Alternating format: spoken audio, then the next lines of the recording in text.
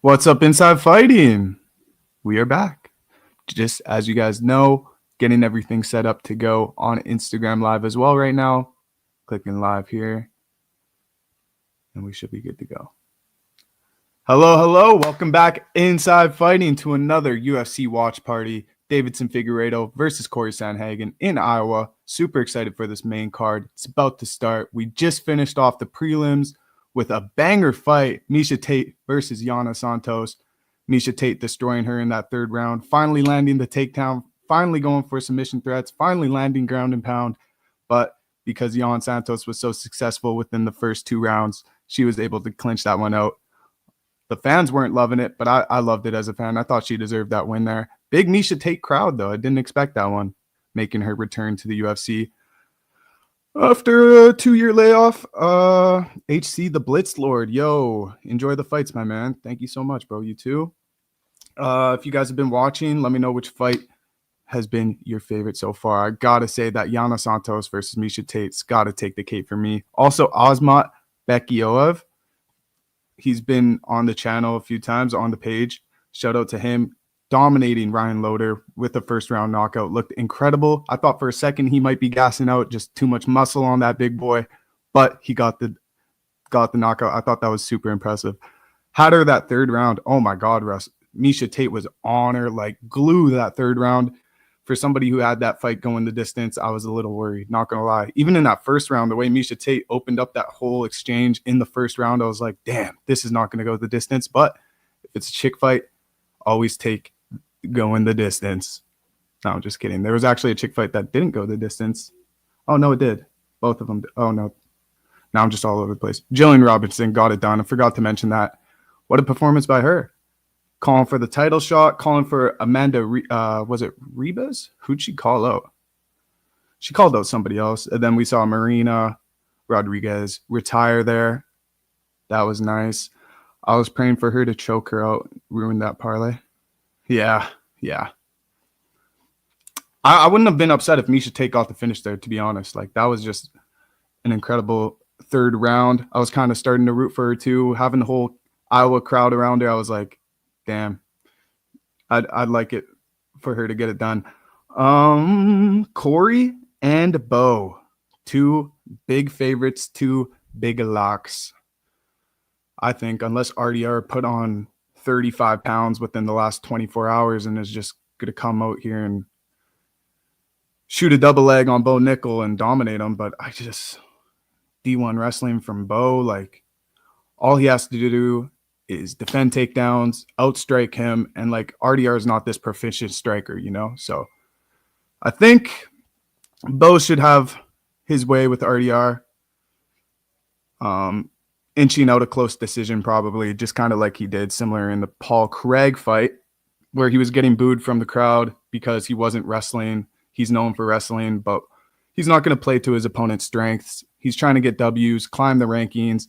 If he plays into RDR's ground game and he's able to lock something in on Bo Nickel, that would just be really dumb. So just kickbox with him, stay at range with him. I don't think RDR has the power to put out Bo Nickel, you know. I think Bo Nickel's pretty much more sound everywhere, so I'm excited for that one as well. Cory Sandhagen, excited for that one too. I'll get into the breakdown shortly, but I wanted to start off with the first fight on the main card here, because this one's pretty exciting too. Jeremy Stephens versus Mason Jones. Mason Jones, this is his return to both of these fighters return to the UFC. Mason Jones, I believe he fought in Cage Warriors the past 2 years, was 4-0 in Cage Warriors. His last fight in the UFC was against Ludovic Klein, where he lost that one. But we were all on David Onama last weekend when he fought, and Mason Jones actually has a win over David Onama. So he looks good. He's kind of an all-around mixed martial artist. He has the ground game. He has the ability. He likes to stand up and strike, but Jeremy Stephens likes to stand up and strike. And if you're going to stand up and strike against a bare-knuckle fighter in his hometown, in his UFC return, not the right game plan there. So I did take Mason Jones by submission plus 450, but he doesn't have many submission wins.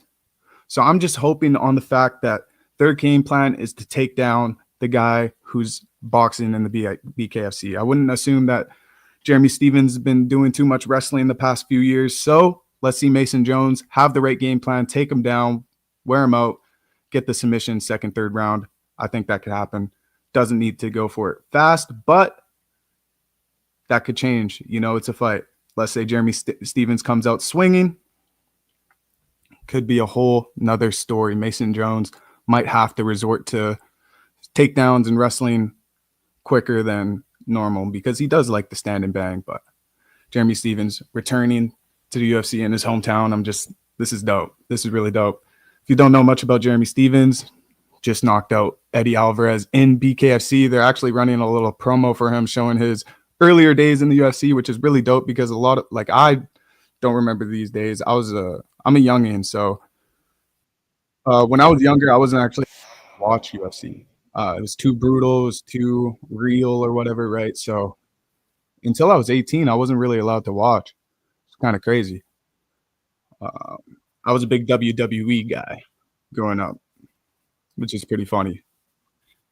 I was huge into WWE. Now I am not. I haven't. It's literally right as I turned 18, I was like, UFC, WWE's done. But my whole like rising to 18, I was like, my whole youth, I was like, WWE, UFC sucks. And now I'm like, UFC, WWE sucks. So just funny how that changes.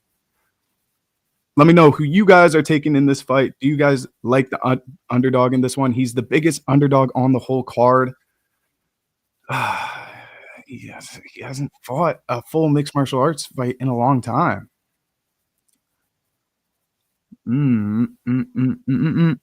I just don't feel confident putting anything on Jeremy Stephens here. Mason Jones by decision, definitely a possibility. I think they're both going to be swinging and banging in the first round, which leaves that opening for Jeremy Stephens to actually win this one by knockout. So I don't have a sharp lock on this one. I'd probably avoid this one if you're more of a casual bettor. You know, this one has a lot of ways it could go for each fighter. And with the spread being so far, there's such a big gap between the favorite and the underdog here. If you single bet Jeremy Stephens, not mad at you. I was checking out some of his props, like KO prop is plus 800, which is it's a lot for a KO prop, which is tempting, but I'm not going to do it. Also, if anybody in the chat can let me know how I'm sounding right now. We've had mic troubles in the past. If my mic sounds crisp and nice, let me know. That would be sweet. Actually, I could just check for myself. Let's see here. Let's see how I'm sounding. I could just check for myself. Oh, okay, cool. I sound okay.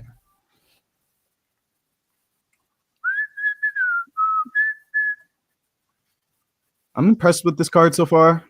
I'm not like overly hyped about it. Last week was pretty sick. Last week was really sick, actually. Kansas City. Unfortunately, I lost a lot of bread during that card, though. Hopefully, we gain some bread this card. And I don't think it starts with the Jeremy Stephens bet. I'll tell you that. I could tell you that. Sounds good, Pico. Thank you. Kev, appreciate you. My guys. We are going to be live for the whole entire main card here. So 6 fights to go. It takes a while for them to transfer over from the prelims to the main card. So we're just kind of using that time right now to kick back, analyze this Jeremy Stephens and Mason Jones match, and talk with the chat. If you guys have any questions, if you guys are excited for this main card, if you guys are excited for next week, UFC 15 in Montreal. I am Canadian. I am hoping that the team is flying me up there next week. We will see what happens. I'll keep you guys posted with that, obviously. But hopefully I'll be at UFC 315 in Montreal. I'd love that. I love Montreal. I think it's a beautiful city. And a lot of banger fights on that card as well. Do we have any Bilal fans in the chat? Yeah. If you're a Bilal fan, say what up. No one? Nobody saying what up?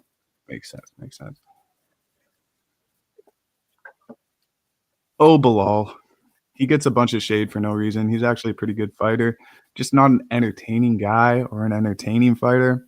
Just knows how to fight. Just knows how to win.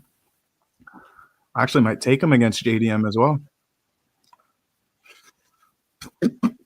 What up, Rick James? What up, Shamil? What up, Deco? What up, El Guerrero? Have you guys been watching this card? What are we saying here? Any big UFC guys in the chat? Any big locks for this card? I'd love to know and I'd love to tell. Seems like these two are about to make their walk to the octagon right now. Also, we had boxing last night. Did anybody watch the Fatal 4? That was pretty sweet. I actually was watching it, the TO fight, and I was like, maybe I should spark the stream and just watch this with the chat, but I didn't. Ryan Garcia losing a huge favorite to the underdog, Roel Romero. That was a crazy fight. Didn't think Ryan Garcia won a round, actually, watching that myself. I didn't have a winning any rounds. It's just pure domination from Rolly, which is crazy to say. And we also made a post on Inside Fighting today, if you guys check that out, where Floyd Mayweather 2 years ago challenged Ryan Garcia to fight Rolly Romero. And Floyd said if Ryan Garcia could beat Rolly Romero, he would pay Ryan 200 grand.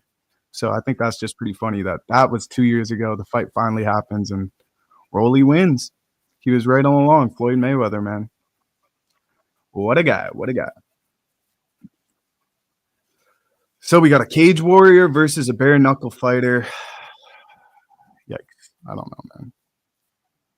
I love Jeremy Stephens' story so much, man. The amount of perseverance this man's been through and just the amount of confidence he's had to build within himself through hard work is just amazing, man. I love the mentality of Jeremy Stephens. I'm a fan of Jeremy Stephens. But Mason Jones, man. He's just a fucking great mixed martial artist. He could take you down. He could land the elbows. He could do a lot. So I'm just taking Mason Jones off the fact that I think he has more mixed martial arts tools in his bag than Jeremy Stephens does right now. Also, look at the age gap on these guys. Surprised nobody's really talking about that, but we have it right in front of us. Reach advantage for Jones. Age. Bro is 11 years older than Jeremy Stephens is 11 years older than Mason Jones. Insane.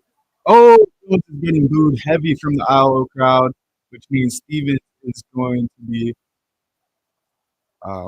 loved. It's his hometown, right? So he's going to be the one getting cheers here. And because it's in his hometown, I don't think Mason Jones will resort straight to wrestling, straight to grinding him out, straight to looking for submissions. Although I think he should, and that should be the game plan if you want to come out with a clean victory here in your return to the UFC. You don't want to throw hands in the middle of the octagon with somebody fighting in their return to the UFC after they just knocked out Eddie Alvarez in bare knuckle fighting. You don't want to stand and bang with that guy, man. Just please, Jones, take him down, make it easy, make it fast, get the rear naked, get the leg locks in. Just get the rear naked. We saw it already happen on this card. Almost. Misha Tate almost locked in. But you could do it. You could do it. I believe in Mason Jones here. I'm going to get rid of this graphic. I feel like we've seen it enough. Peace. I'm back just like that. Mason Jones on a 4-fight win streak in Cage Warriors. Former Cage Warriors champion, welterweight and lightweight champion in Cage Warriors. So 2-division champ there. I just need to see him get the takedown here. Would be awesome if Stephens get the KO. It would be awesome. It would be awesome. What am I saying? Why would I cheer for Mason Jones to just grind him out and get the decision win and submit him? I just think that's what he should do. Okay, I'm not rooting for that. I just think it's what would be best for him. But what's best for Stephens is just standing and banging. So could happen. If it happens, I'm not going to be upset. I'm definitely going to love watching that. But it's like, what's next for Jeremy Stephens if he gets a win here? Conor McGregor. Oh, let's see a Conor McGregor call out.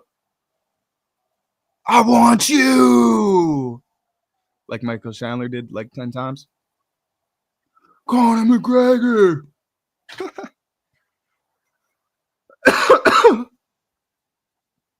That would be pretty sweet, though.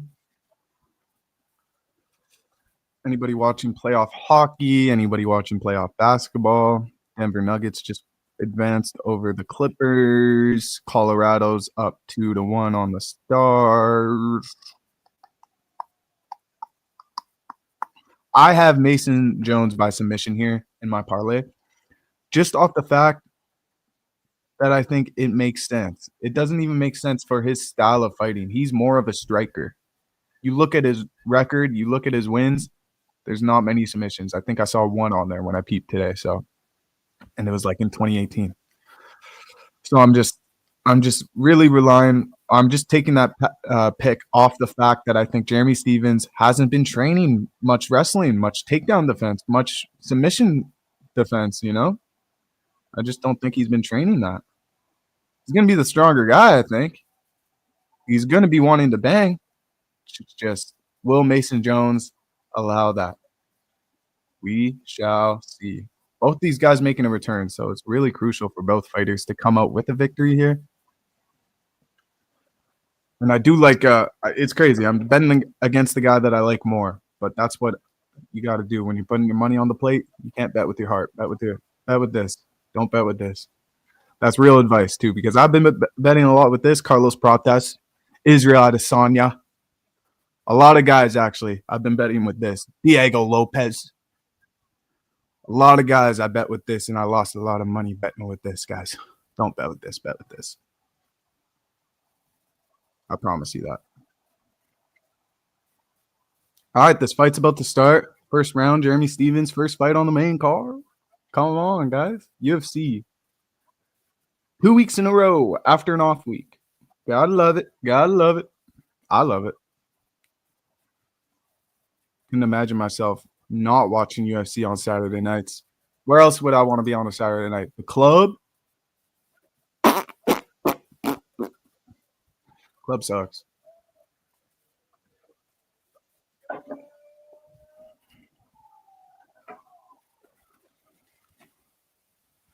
Might have to crack open the Pringles here.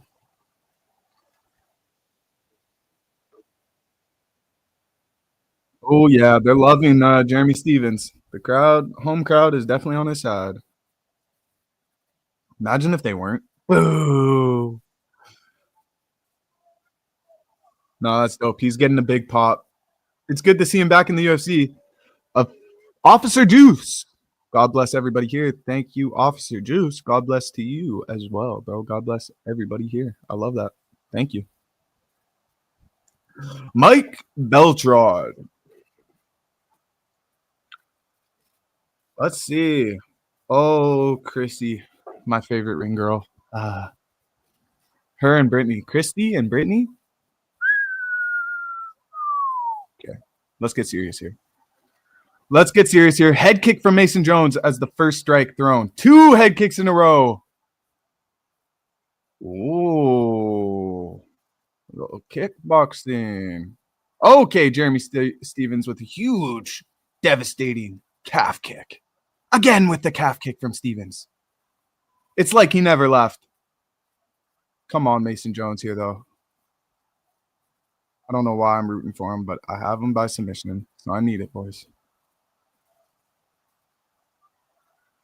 Stephens.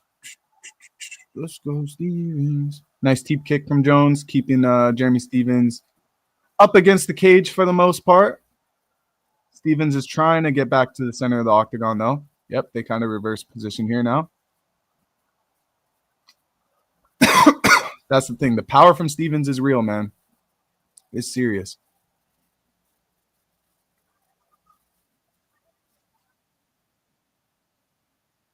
And you see what I see from you see what I'm saying from Mason Jones, though. It's not his strategy to go wrestle this guy and shoot takedowns on this guy, although it should be.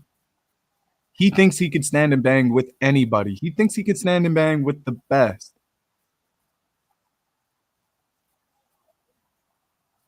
See, man, he's kind of piecing them on the feet right now. So, I mean, why switch up your game plan if it's going good? Surprised to see this is his game plan, but respect. Giving Jeremy Stephens a chance here. Giving Jeremy a good chance. Oh, another head kick from Jones. Yeesh.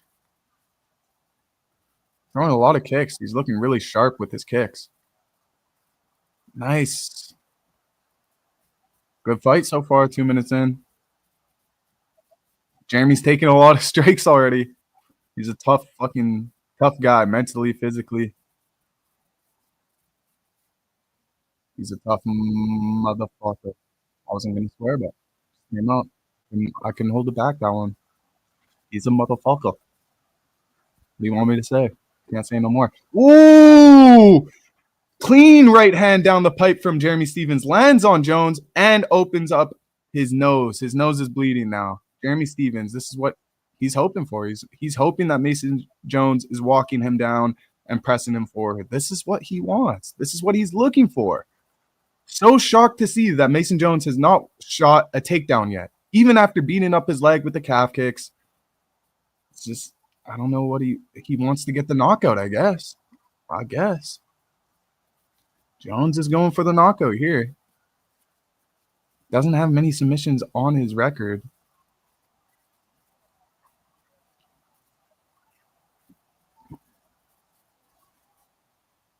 Man, Mason Jones is just walking him down, but Jeremy Stephens will take a step forward and land. And actually land.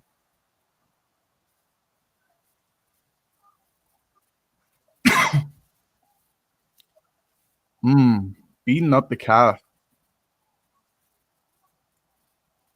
Great spinning back kick.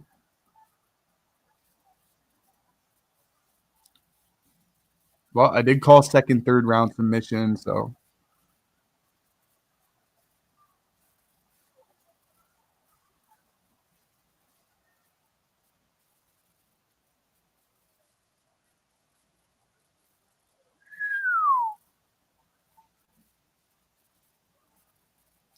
Now Mason Jones is really utilizing his jab. He wasn't really doing that to start the fight, more just kind of boxing. But now his jab is really – ooh, they're throwing right now with a minute left. Like, this is only a 5-minute fight. These guys are acting like this is a 5-minute fight, man. Oh, here he goes. There we go, Mason Jones. Take his back. Take him down. Take his back. Yes. Yes. This is what you need to do. Why are you standing and banging with this guy? He's the biggest underdog on the card. Just take him down and submit him, dude. He's a boxer in the BKFC. You're making your return to the UFC after 4-0 in Cage Warriors. You need to show you're a mixed martial artist here, not just a boxer, bro. Yes, this is what I said. He hurts him, locks the legs in, takes his back, and gets the rear naked choke. Can he do it here in the first? Not a sweat. No sweat. 15 seconds left. Come on, gets the legs lid. Yes, 10 seconds left. Is it under the chin, though? It doesn't look under the chin, dude. 7 seconds left. He almost had it, bro. In the first, no sweat. Fuck, he was so close. I hope he goes back to his corner and they say, yo, go for it. Go for the takedown. You had his back there. You saw how you could get it, how quick you could get that. I hope he goes for it again. Kev, that was exciting, bro. That was an exciting first round. Way to start off the main card here. That was good. That was pretty sweet. And it's good to see that Jones took him down, got his back, got the legs in. Like, you get your leg locks in that fast, your coach better be saying, do that shit again. He got his nose all busted up and everything, dude. You don't want to keep standing with this guy. Am I right or am I right? Is what I need a job.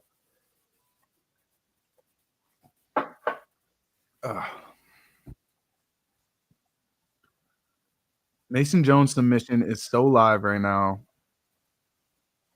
But so is Jeremy Stephens' knockout. It really is, I think. Come on, Mason Jones, man. Make it fun for me. I only have this one parlay, and if he doesn't get a submission here, I'm done. I got no more bets tonight. So come on, buddy. I need you, buddy. Shoot the takedown quick. Shoot the takedown quick, Jones. See, the thing with his takedown in the first, he didn't shoot a takedown. He kind of just got in a clinch and was like, shit, I'm holding him. Might as well take him down. Dude, don't stand with Jeremy Stephens, bro. Please. Man, what a crazy combo from Stephens.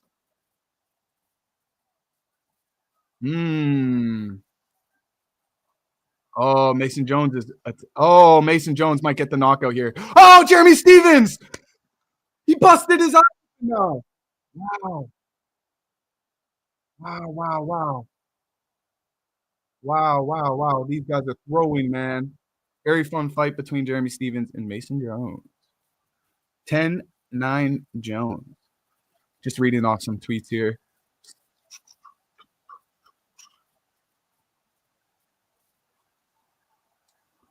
Why is Mason Jones standing and banging with this guy? Fuck. Take him down, dude. Oh my God. Take him down. You guys see how easy he took him down and got his leg locks in and went for the rear naked? Imagine if he did that for 3 minutes. No, instead we're going to stand in the middle of the octagon and trade with fucking Stephens boxing. Oh my gosh, dude. This is exactly what Stephens wants. And Jones isn't going to stop because he's landing, but Jones doesn't care. I mean, Stephens doesn't care if he's landing. Fuck, I'm stressed, boys. Jones, you're up against the cage. Shoot the double. Shoot. Oh, crazy knee. Crazy flying knee. Oh, spinning elbow. Mason Jones is striking the shit out of him now, but it's like, dude, just hit the sub. Just hit the sub. Stephens is now cut up too. They're both cut. Well, one's nose, one's leaking from the head. Oh, man. Oh! The spinning back elbow connected again for Mason Jones. Fuck. Oh, my God. He's landing. He's cooking. He's cooking, guys. He's cooking. Yes, this is easily fight of the night so far, for sure. Easily. Miesha Tate was pretty entertaining, but this takes the cake for sure. Oh, Stephens, bro. He's literally putting everything behind that right hand. Oh, fuck. Mason Jones, what are you doing here? Showing a terrible game plan against Jeremy Stephens. Just smiling every time he gets punched in the face. But, bro, just take him down. You can take him down. Now he shoots a horrible takedown. Oh, my God. He shot a horrible takedown. Now he's not going to shoot again because he got stuffed on a horrible, horrible takedown. Fucking crazy. They're just slugging.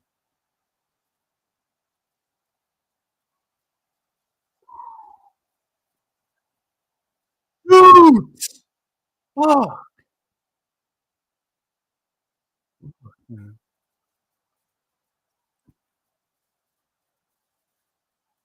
Oh my gosh. This is a nuts fight, man. Wow. This is amazing.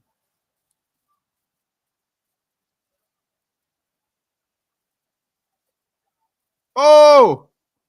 Oh! Oh! Both these fighters are bruised up, battered, dude.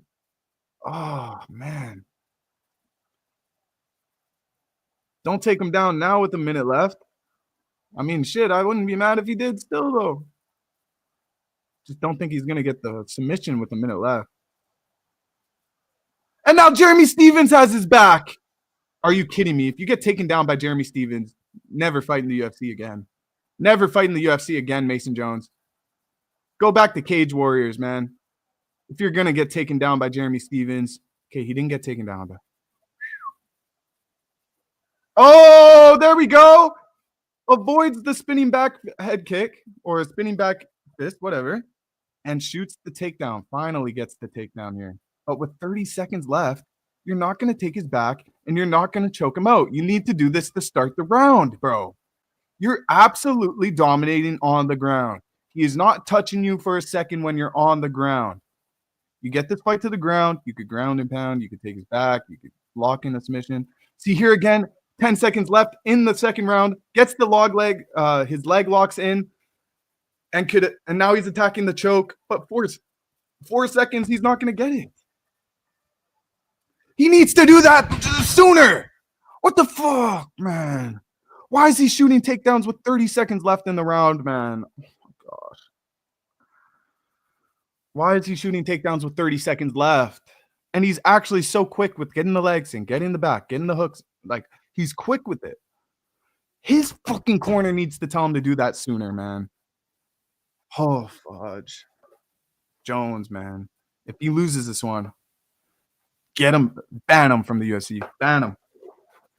If Mason Jones gets knocked out by Stevens here, Mason Jones, never come back to the UFC and never betting on you again. You suck. Knockout, what's good? About to get into the third round of the Jeremy Stevens versus Mason Jones fight right now, and boy, has it been fight of the night. What a brawl. Both fighters are bruised and battered, bloody. It is crazy. It is absolutely crazy. And then I'm riding Mason Jones' submission, and Mason Jones gets the takedown with a minute left in the first round and the second round. Just not enough time to find the choke. But hopefully, third round, fingers crossed, he could attack that a little sooner. What's up, brother? What's up? Hope you're enjoying the fights tonight. Should be in Montreal next week for UFC 315. Come on, Mason Jones. It's crazy that I'm cheering for Mason Jones. I really would like to see Jeremy Stevens win. But, bro, Mason Jones, 4-0 in Cage Warriors, bro. Just take him down. Show that you're a better mixed martial artist. Why are you boxing with this guy in the center of the ring? Come on, dude. Yes! Yes! He's taking his back with 4 minutes left. Yes! He's taking them down. Yes! Mason Jones. Yes! He's taking them down. Yes. You have 4 minutes now to work from the ground. Now you could just ground and pound. You don't even have to try and flip him around. Just, yeah, nailed it. He's nailing it now. He's got the game plan now. He's so quick with getting his leg locks. Kind of a weird position up against the cage here, so it's a little tougher for Mason Jones to reverse him around because Jeremy Stevens is using that cage behind his back, so Mason can't turn him around. But he's trying, and I mean, he has 4 minutes to work here. Yes. He's twisting him around with his arm. Perfect, man. Perfect from Jones. This is what I expected him to do from the first round, but respect to him for giving Jeremy Stevens a chance with the standing. I mean, Jeremy Stevens is back on his feet here. What the fuck? Mason Jones back on his back. Can't get the takedown, though. Here we go. There we go. Takedown from Mason Jones. Looks like he might be hunting his arm now or something. I'm not sure. Maybe a guillotine, maybe an armbar. Looks like he's going for an armbar here. Looking to separate. Jeremy Stevens' hands are wrapped up like this. He knows once Jones separates that, he's going to lock in the armbar. So he's really holding on to that. Man, can't seem to break that grip, though, of Stevens.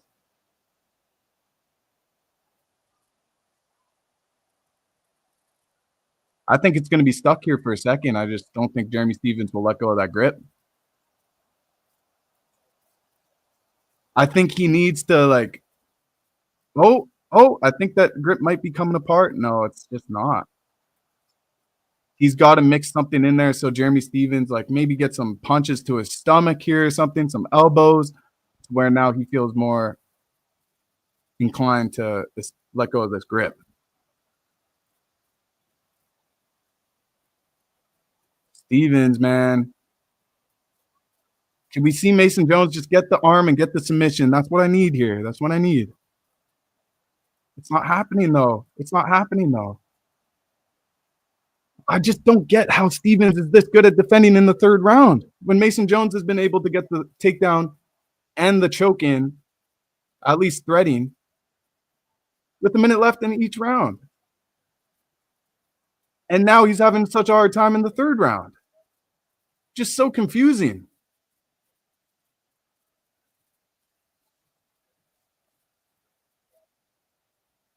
There we go. Full mount almost.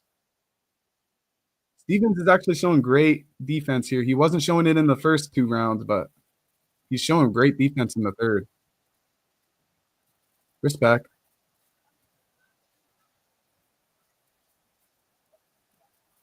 Mason Jones, though, is not going to get a submission here with a minute left. He's just not.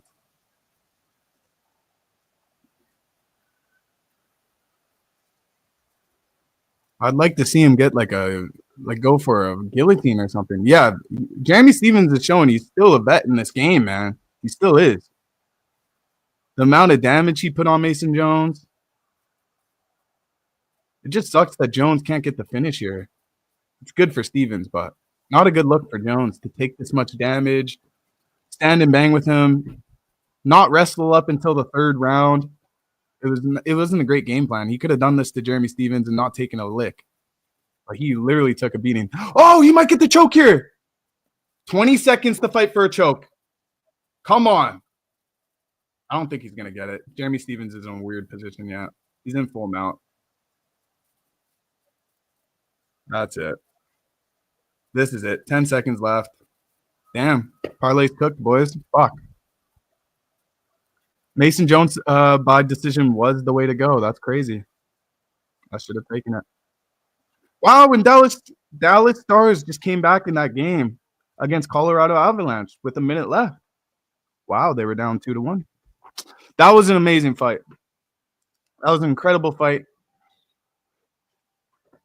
I loved it. I loved it up until that third round. Just like the UFC Iowa fans there.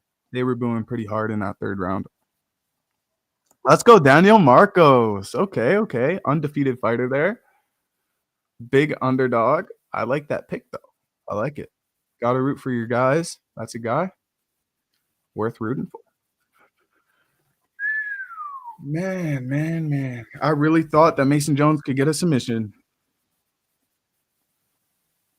Fuck.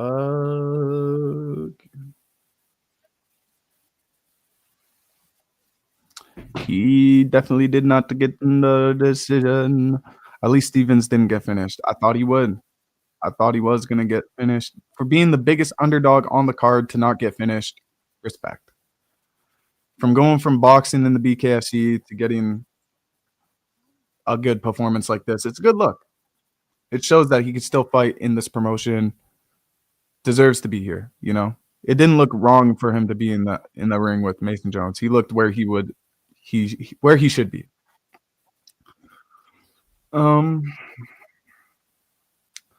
Way more disappointing in Mason Jones' performance. I'm way more disappointed in his performance than I am in Jeremy Stevens. I just don't understand Mason Jones' game plan there. Stand and bang with Jeremy Stevens for 2 rounds and then wrestle him in the third round? Bro, it doesn't make no sense.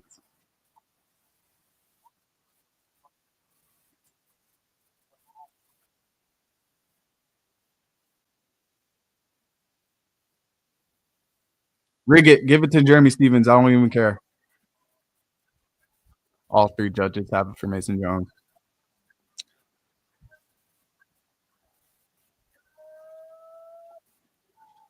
Yeah, I wouldn't say I'm a big fan of Jeremy Stevens. I do like his story. He's not like the biggest fucking star ever, but he's entertaining. He's a hell of a person.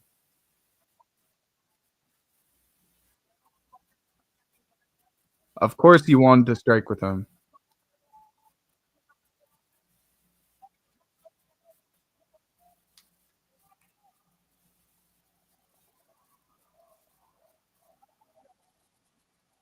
That's awesome. He said the crowd give him one big boo. That's pretty funny. Kevin, what's good? What a performance from Mason Jones there. And what a performance from Jeremy Stevens.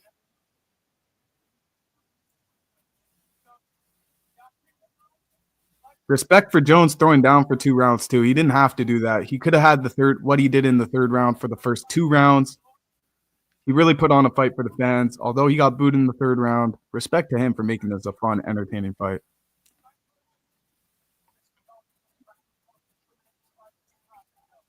Are they going to interview Jeremy Stevens?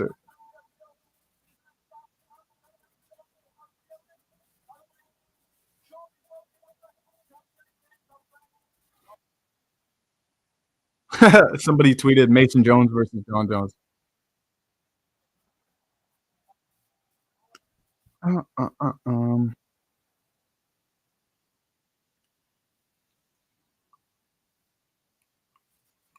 Wow. I really thought he was gonna be a lock for submission there. He was not.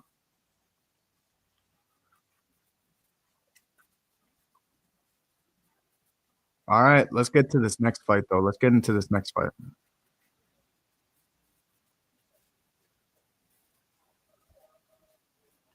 Cameron Smotherman. I'm gonna just say his name normally. I feel like he might take that the wrong way. Cameron Smotherman against Siri City, the Ukrainian. 4 first round finishes, 11-2.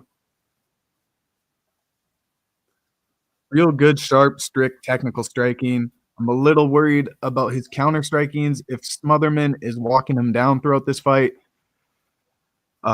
City, Sid, City, he has the tendency when he's fighting when he gets hit to just defend, not throw anything back. So when he's getting pressured, he's just getting shot after shot after shot taken with his hands up. So I'm hoping that he shows a little more counter striking and in this fight. But Cameron Smotherman as the underdog, pretty popular favorite among the sharps in the better world. A lot of pretty much like 8 out of 10 people are picking Cameron Smotherman to win this one as the underdog. But not me, man. Not me. I don't think he'll be able to walk City down this whole fight. I just don't. I think City has serious power. I think Cameron is going to feel that power. I think he's going to feel it early. So I don't think that he's going to want to walk into any shots that could hurt him, so where he could get knocked out. So I think we see City win a decision here. I think it's going to be close. I think Smotherman can win a round, but I do have City winning this one. Small favorite. I am riding with the favorite. Little reach and height advantage as well. As you could see from the significant strikes landed, that Smotherman tends to smother his opponents a little more than City does, landing more strikes per round. But City is a little sharper with his strikes, a little more technical, landing more significant strikes than Smotherman does. Both these fighters have decent takedown defense. I don't think this one's going to be seeing the ground, though, to be honest. I think they're going to leave it standing and banging, similar to this first fight on the main card with Jeremy Stephens and Mason Jones. But we'll see. We'll see how these two chins hold up. I think Cameron Smotherman's been knocked out before, so let's see if he has a chin. We shall see. If that knockout was what made him the underdog on this card, we will see.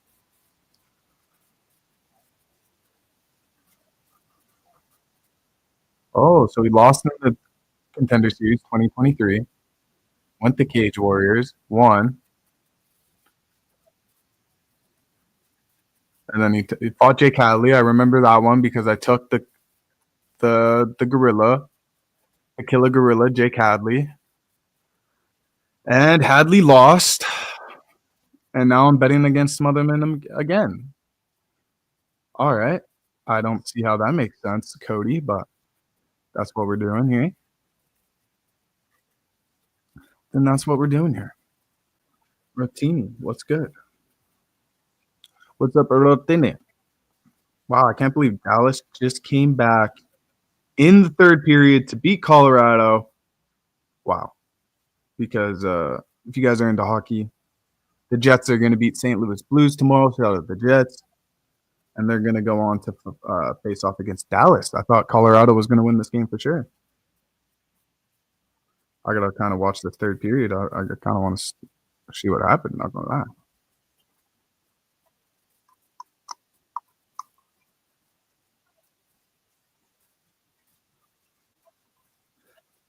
Baby, you was song that make me want to roll my windows down.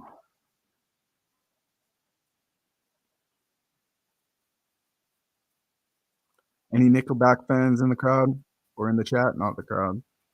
Cause I don't wanna baby rock stars going to.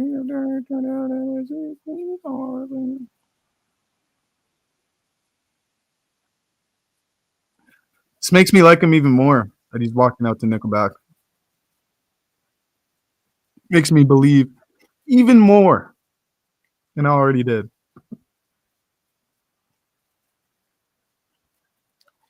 Cause baby, it was song that made me wanna roll my window down and cruise.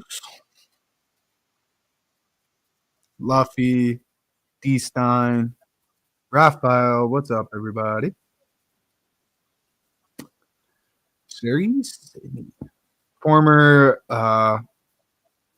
Rage in the Cage lightweight champion. Former Rage in the Cage lightweight champion. I don't even know what that's supposed to mean.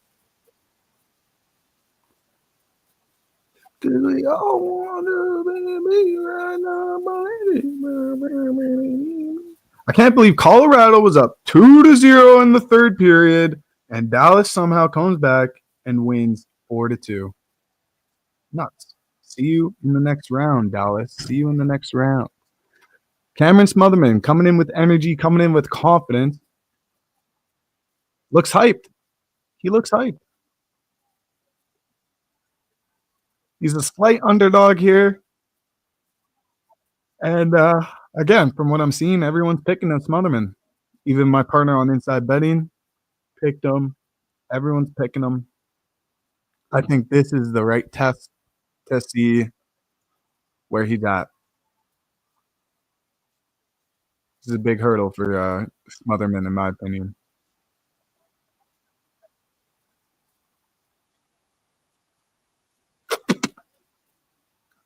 Five more fights still to go. Pretty insane. We only have one fight down the hatch for tonight. This card started pretty late, in my opinion. Usually this is around when I'm ending the streams, and this is like when the stream started. So it's got to be a West Iowa. Where even is Iowa, to be honest? Iowa. Oh, it's just Iowa State. It's not even that far away from where I am. I wonder why we didn't go to this card. It's pretty close. Right in Minneapolis. Huh. I would have definitely been down to come to this card and stop fighting.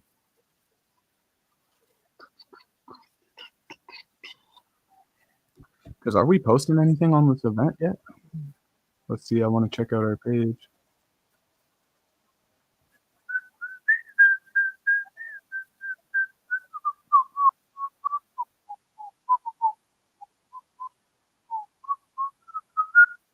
Wow, that hit a 1.5 million views. That's crazy.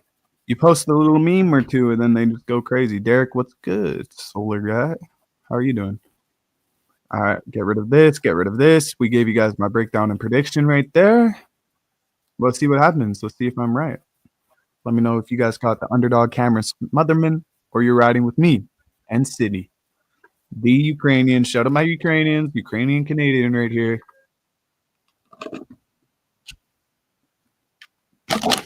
ASMR. ASMR.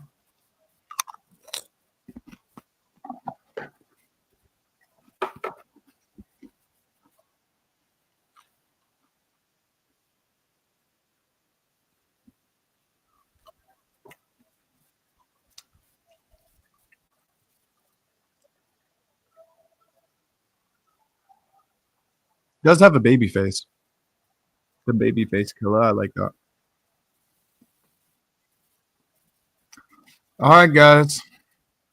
Second fight on the main card. How do they follow up a fight like that? That first fight was incredible. Standing and banging with Jeremy Stevens was wild. Okay.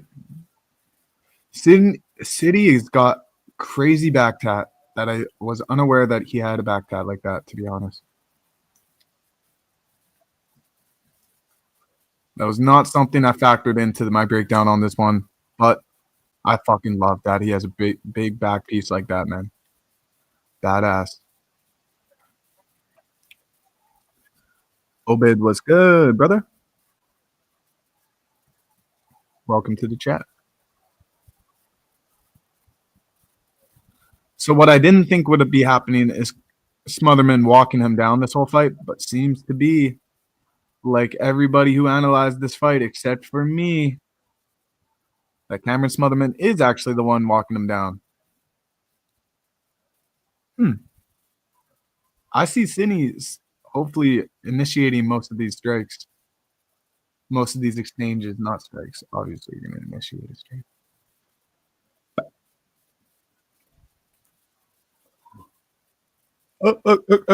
Shout out to the people watching on YouTube, man. Holding it down on YouTube. Respect to you guys.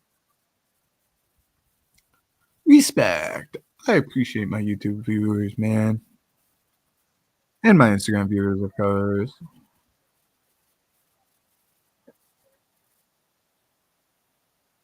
Let's see here. Not much to break down. Just Smotherman kind of holding the center of the octagon while Cindy's kind of rotating around the ring here in a wide 360 circle. Is kind of running, spacing himself against the cage, just circling, while Smotherman's just in the center of the cage, kind of just turning 360, kind of like a pivot almost. The way that City is going back, coming forward, going this way, going this way. Your shout out to Young Six on the IG chat. Shout out to you, bro. Good fight so far. Cinny's got him clinched up against the cage. None of their strikes that landed really affected each other yet.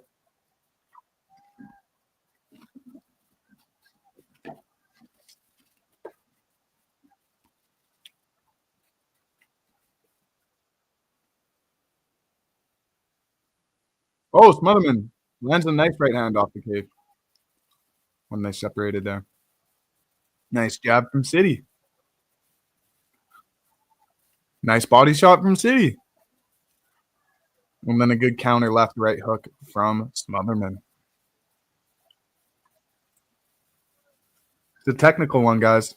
We're not seeing just a fucking barn burner like the last fight with the bare knuckle fighter and a Cage Warriors fighter. We're seeing some more sound striking here from both fighters. Oh, nice jab from City. Nice teep kick.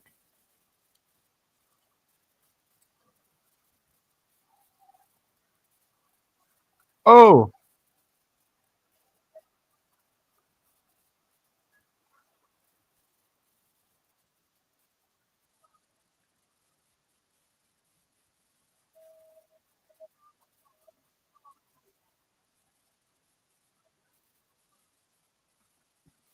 Boring fight, kind of, not going to lie. City's just holding up against the cage right now. Starting to hear some boos here from the crowd. City escapes off the cage, but separates himself with an elbow. It's a good elbow. Smotherman almost knocked down Sydney there, but it would have been off a trip. Ooh, body shot from Smotherman. That was nice.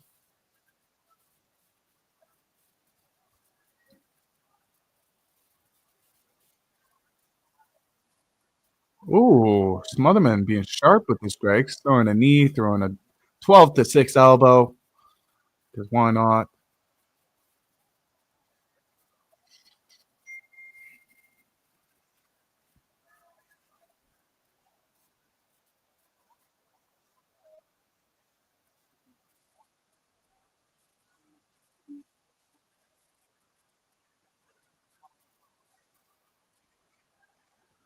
Because it's a beautiful night.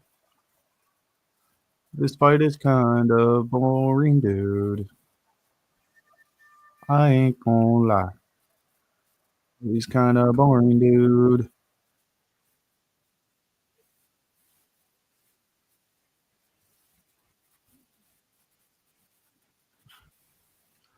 I'm trying to find the stream right now so I can send it to a friend. That's funny. I don't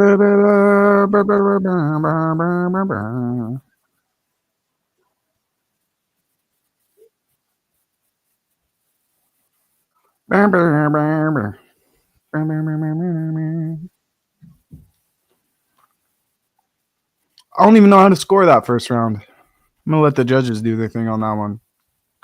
No, you know what grinds my gears is when Michael Bisping or Daniel Cormier is commentating, and when the fight's done, or it's in the second round, or it's start of the third round, or even at the end of the first round, they already know who's won the fight. They're the commentators, but they already know that this fighter's up 28-0. They already scored this first round 10-8. They already scored. Bro, I hate when the judges just be scoring when the commentators be scoring the cards. Leave it to the judges, bro. Why are the commentators saying, yo, this fighter's winning when it's only one round in? That round was so close. Don't play judge, just let the judges do their thing. Nice takedown from City.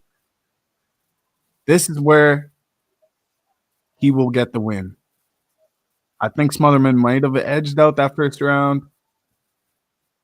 But if this is City's plan here, game plan is maneuver more into the grappling and the wrestling department. It's a good game plan, man.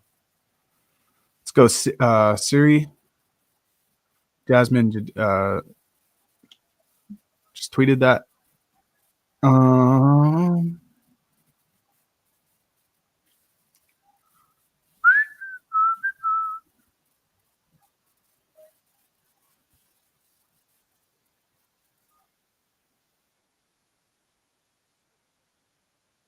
Kind of a boring fight still.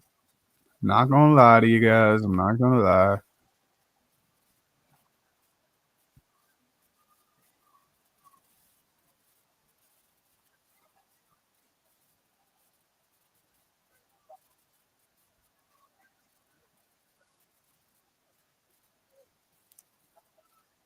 Looks like Smotherman's really holding his shots, waiting for the overhand right to open up so he can land a big bomb there. He's really hoping to land this overhand right. It's what it's looking like because he's not throwing jabs, he's not shooting takedowns, he's not throwing kicks. He's just going right, left, left, right, right, left, holding the center of the octagon. So Sidney continues the strategy to just bounce around him, keep cutting him off, mixing some takedowns. He's gonna win this fight. I still don't know if he is winning this fight, but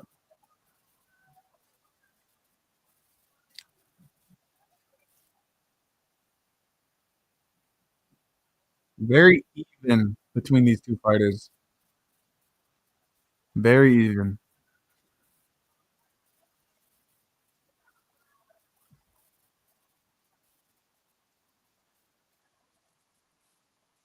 Smotherman's complaining about a shot to the cup that didn't actually land to the cup, so they're fighting right away. And they're throwing some serious. They're putting some oomph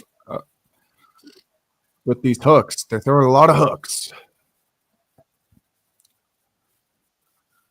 Oh, nice uppercut from City.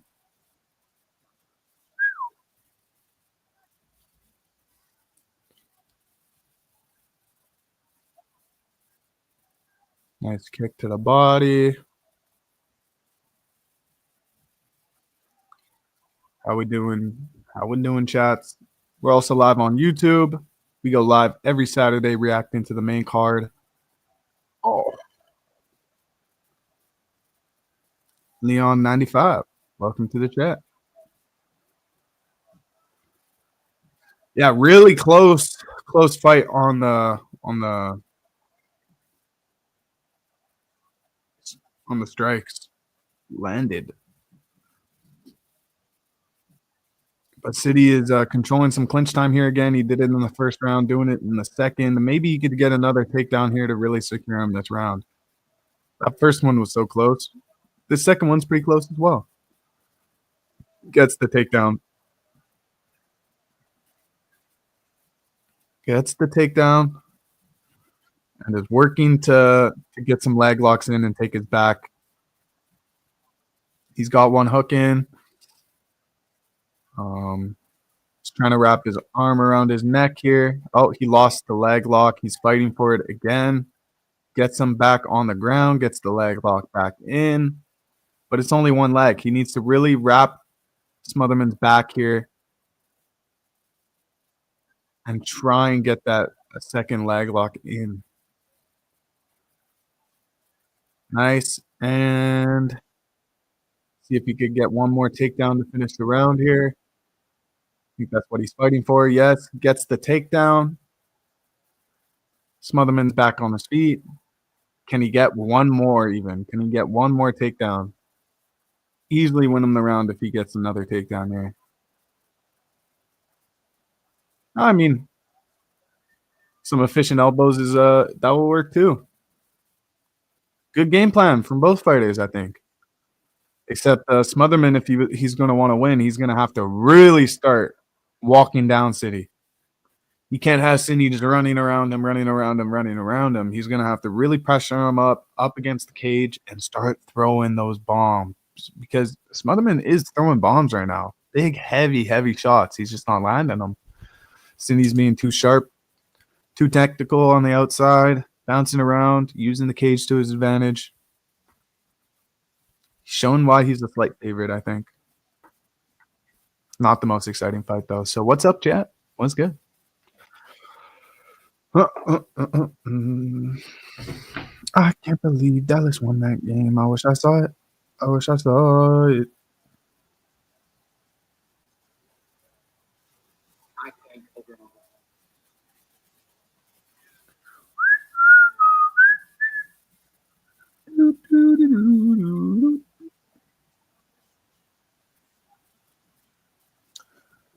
Star Media, what's up? What's good? What's popping? What's up? Cameron Smotherman, City, touch the gloves, and Smotherman, like I just said, if he wants to win, he's going to have to push the pace and actually walk him down against the cage, and this is what he's doing here to start the third round. Great from Smotherman. Although I'm cheering for City, got to represent my Ukrainians.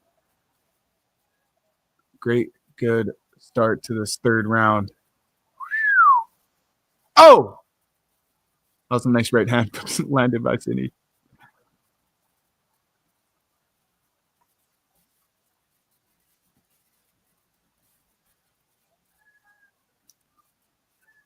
Bro, can you fight me?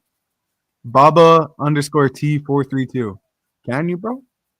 Can you? Star Media, hey, buddy. What's up, brother? Everybody go follow Cody Talks IF on Instagram right now. Make my night so much if you guys followed this for me.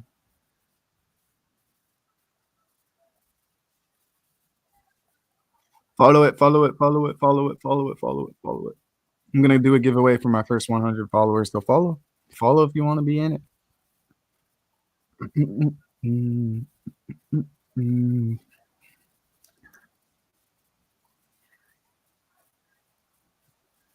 Nice takedown from City. Really sharp on that takedown. Oh, looks like he might be finding a choke here. Might have a Darce choke in. That's in. Oh, he might have that. It looks like he has it. He might go out. Am I tripping? He might have this.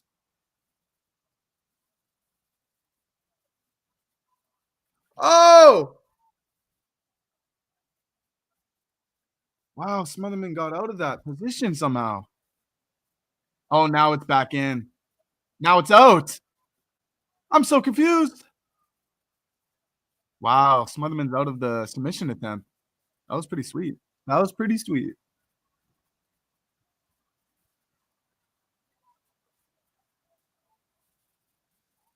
My brother. Thank you. Star Media. I appreciate that follow. You just made my night. Thank you so much, bro. I see the follow. Thank you, brother. My 80th follower. The grind starts now.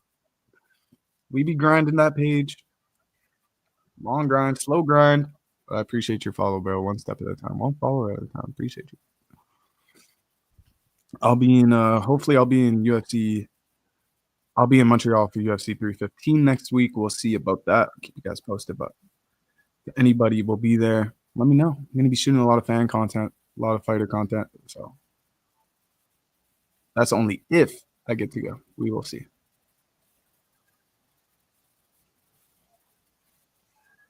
Motherman's landing a bit here in the third round, but City's been able to land the takedowns. Oh, it's a good third round. Good fight overall. It's just there's been some boringer moments, some calmer moments, but these guys are throwing everything behind their punches, man.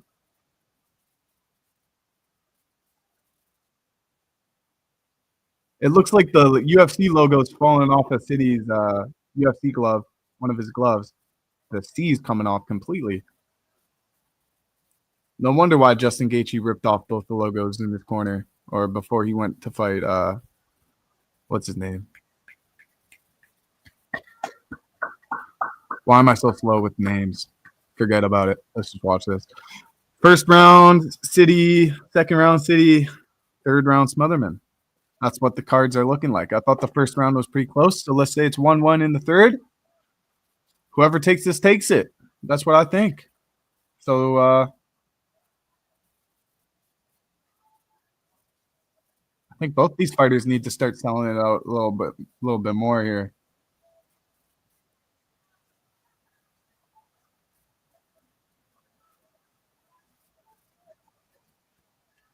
Ooh, Smotherman's really landing in this third round really effectively, more than he did the first two.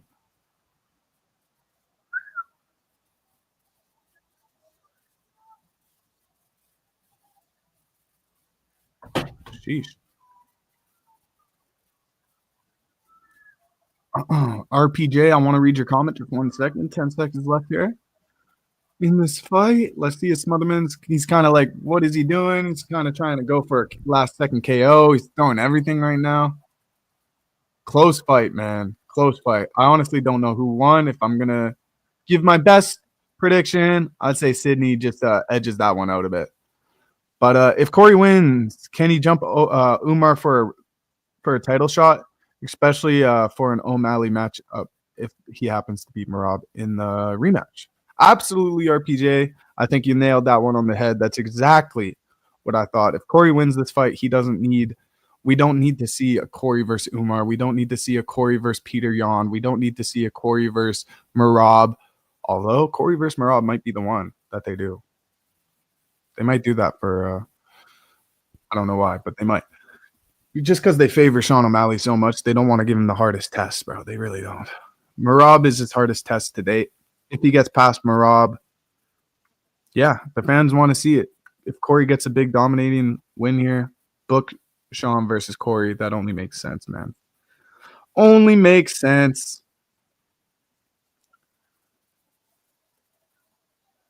The build up to that fight would be legendary. Then maybe on the undercard to that, you do like a main event, Sean O'Malley versus Cory Sandhagen, right? And then on the main like co-main or feature fight, you could do Umar versus let's take a look at the bantamweight. I was gonna say Merab, but they already fought. Who would be a good fight for Umar next?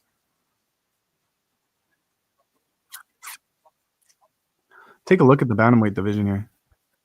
Let's see who won this fight, though.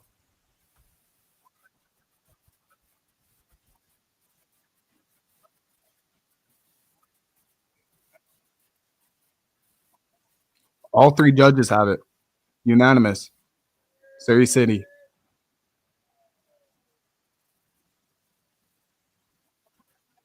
I swear, every sharp took Cameron Smotherman, man. I don't know why.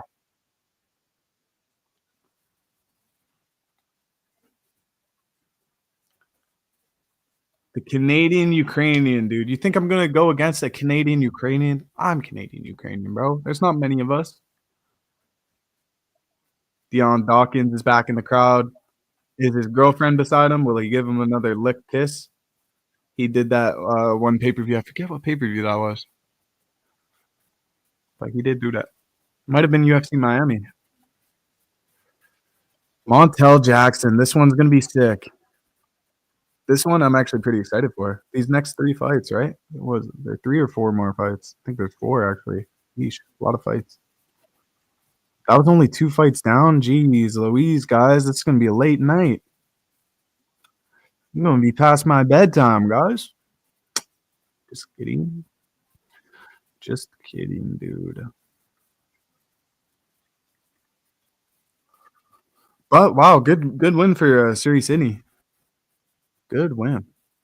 Unanimous too. I didn't see him winning all 3 rounds. I thought that first round was pretty close. But that's why I'm not the judge, and that's why people need to stop scoring the fights and saying Cameron Smotherman's winning after the first round. And yeah, all 3 judges had it 3-0 to Surrey City. Now, Montel Jackson, 15th ranked, hasn't fought since knocking out Damon Blackshear in the first round. I believe that was in 2020.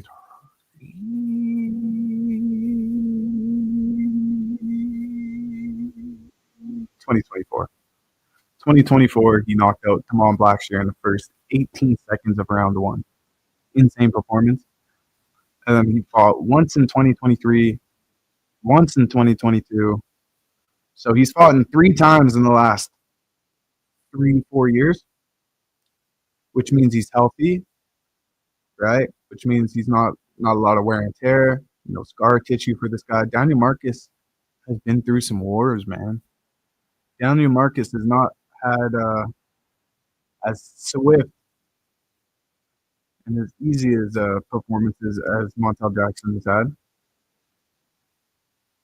But he's been able to overcome every single matchup, retaining his undefeated record at 17-0. He's a good underdog here. He's a year younger. But, I mean, man, Montel Jackson is big for bantamweight, dude. 5'10", big, massive reach, huge hands. This is something that I forgot to mention on the Insider Betting episode, but Montel Jackson actually has the same hand glove size as Brock Lesnar. You don't know Brock Lesnar actually had to get his own custom UFC gloves because even the XXXL gloves did not fit Brock Lesnar, so he had to get his own custom gloves made. Same kind of story here for Montel Jackson. Huge gloves, huge hands. And as you can see, they're replaying that Damon Blackshear knockout. If he lands straight down the pipe, he can knock down anybody. I think he's going to knock down Daniel Marcos. I don't know if he puts him away, but I think he's going to win. I'd take Montel Jackson here, money line. Don't think there's much value on the underdog here, although he is the underdog and the undefeated fighter. We'll see though. Like when this guy's eyes beat up and he opens his eyes and he's got that red hair and he's in that octagon, he'll make anybody work. He's not gonna make this an easy night for Montel Jackson. Although I said that last time when Damon Blackshear was fighting Montel Jackson, and didn't seem to make it that hard for Jackson. So we'll see. Hopefully, an undefeated fighter could test Montel Jackson because I'm really curious to see where his skills are. Can he defend takedowns? Can he shoot a takedown? How is he when the fight goes on a little bit, right? How is he when he gets hit? He's a serious prospect. Both these guys, though. I'm surprised that Daniel Marcus isn't ranked, but the opportunity's right here, right? If he gets a knockout, if he gets a win, he'll wake up on Tuesday with a number beside his name getting ranked. His eyes are so serious, man. Daniel Marcos is a dog. I know I literally just said I don't feel like there's much value on Daniel Marcos, but like unbeaten, 17-0, 7th highest significant strike accuracy in UFC bantamweight history. I understand if you put a few bucks on Daniel Marcos here. It's not horrible, but just Montel Jackson is that big of a prospect. It just doesn't feel right, man, going against the prospects. Like I wouldn't bet against Bo Nickel later on. Huge prospect. Huge. Been sitting down for too long, boys.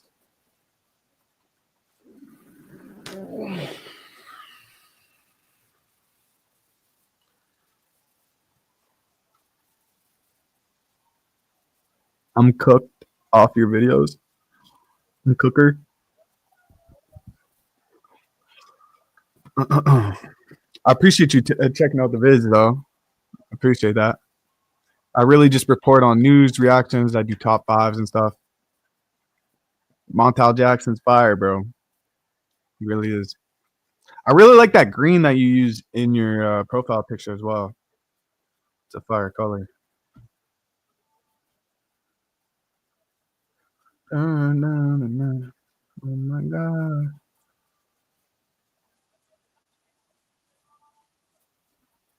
I'd take Montel Jackson if I was betting this one. But if you're taking what's his face? Daniel Marcos, which I've seen some people do, bless them. I wish them the best.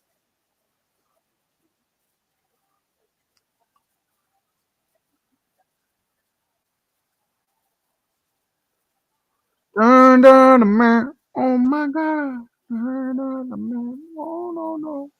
I don't even know what to sing. Most knockdowns in UFC bantamweight history at 11. The longest streak of fights in with a knockdown in UFC history at 7. Fifth highest significant strike accuracy in UFC history, bantamweight history. The third longest active win streak in UFC bantamweight division with 5. And I think that's far from Merab. Merab currently holds the longest active win streak in UFC bantamweight division, and I think it's at 13. Or it's at 12 now, tying fighters like Tony Ferguson, Amanda Nunes. I mean, it's crazy to say, but Merab Dvalishvili is right up with those kind of guys. I got Santiago, Ponzi, I got Montel Jackson, I got Bo Nickel, and I definitely have Cory Sandhagen. So, bro, we're on the same page here, brother. We are on the same page here, bro. We are on the same wavelength, Star Media. Sometimes it just makes sense. It just makes sense.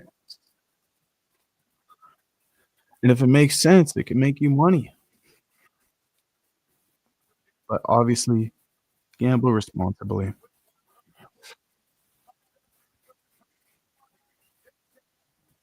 I love how serious this guy gets in the cage, though.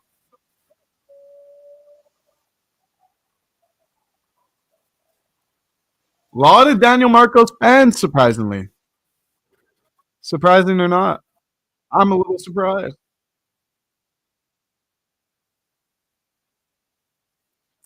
Bro, his fucking hands are massive.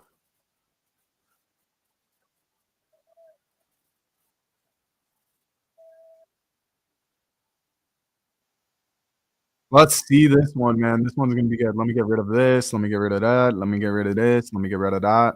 There we go. Appreciate you, bro. Kev, let's see if your guy could get it done. Let's see if Daniel Marcos could stay undefeated. Chrissy, oh my God, Chrissy, I love you. Catch that kiss. Thank you, Chrissy. Put that in my pocket. The GOAT ring girl.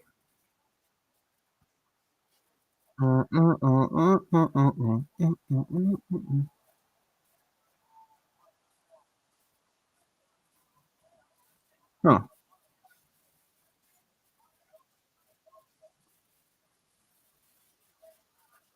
Montel Jackson really just controlling distance right now.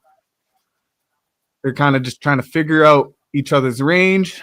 Marcos is staying outside of the kicking range because Daniel Marcos has been getting kicked. So he's trying to find the range with that. And Montel Jackson lands a sweep trip in the center of the ring, or the octagon, rather. In full mount. Actually, he's not in full mount here, but full guard. He's in full guard, not full mount.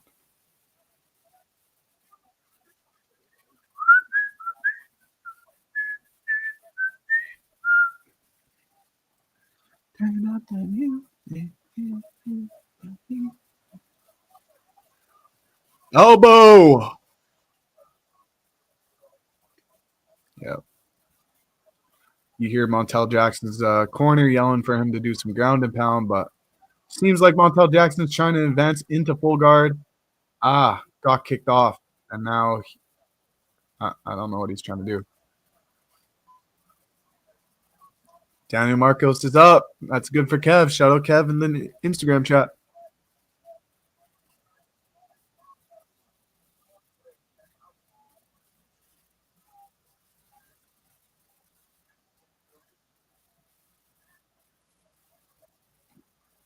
I'm not surprised to see Montel Jackson clinching Marcos up, but I haven't seen him do this to any other fighter yet. So it's good to see. This is what I wanted to see. Can Daniel Marcos be that test to where we could kind of see more and showcase more of Jackson, you know?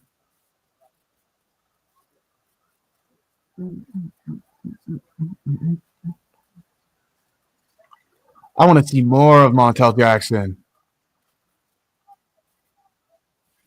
Shoot a takedown. I'm just kidding. Don't shoot a takedown. Get the knockout. That's what we all want. We all want to see one drop.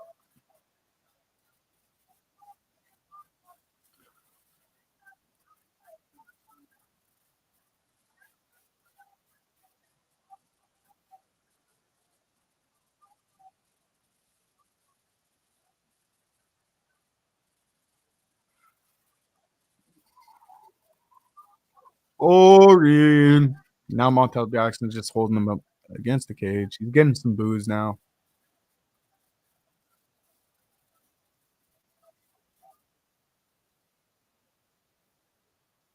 Oh, the boos are picking up. The boos are catching some momentum.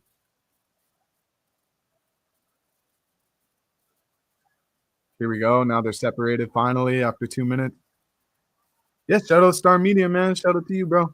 Appreciate you joining the live. My God. Thank you, bro.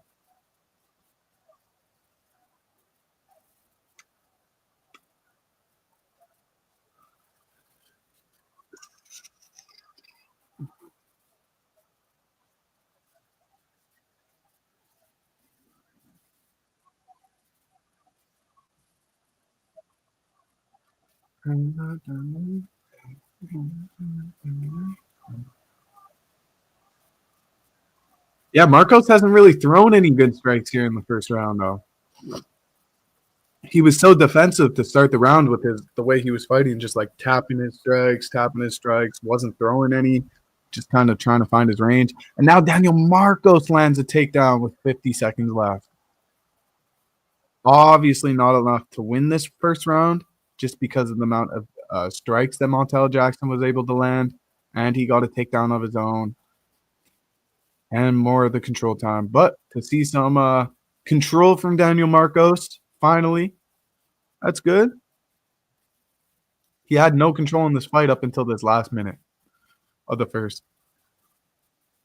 Excuse me. Oh, pizza for dinner. I'm a little gassy, a little greasy.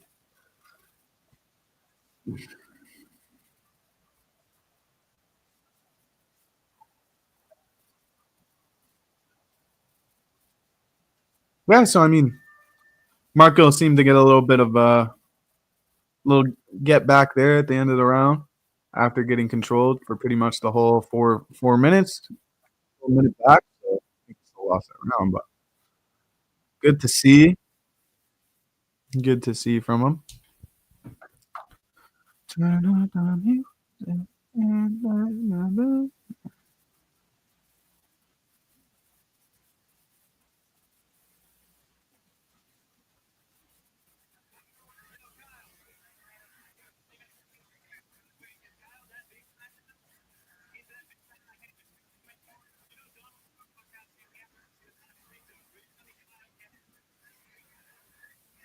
That is kind of wild, actually.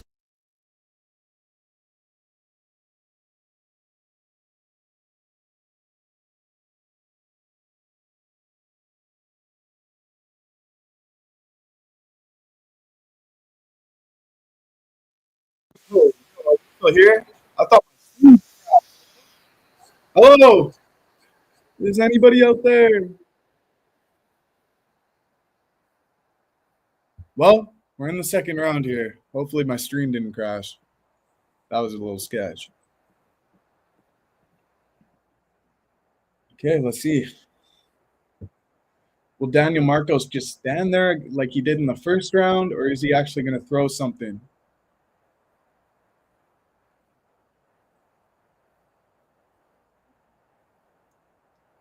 Daniel Marcos, bro, you're going to have to throw if you're going to want to win. Oh, my goodness, Montel Jackson's landing that straight down the pipe. I think Montel Jackson's going to get the knockout, man. I really do, actually, now. Roman, yo. What's good, bro? What's good? Daniel Marcos shooting a single leg and gets the takedown in the center of the octagon. Oh, and Montel Jackson lands a strike off his back. Marcos is looking for the back. He's looking to get in the choke. Nope. Trying to find his way into full guard here again. Now he's kind of in a half guard. But still trying to stuff his legs and continue moving this position forward. And Montel Jackson's back on his feet. Unlucky for Marcos.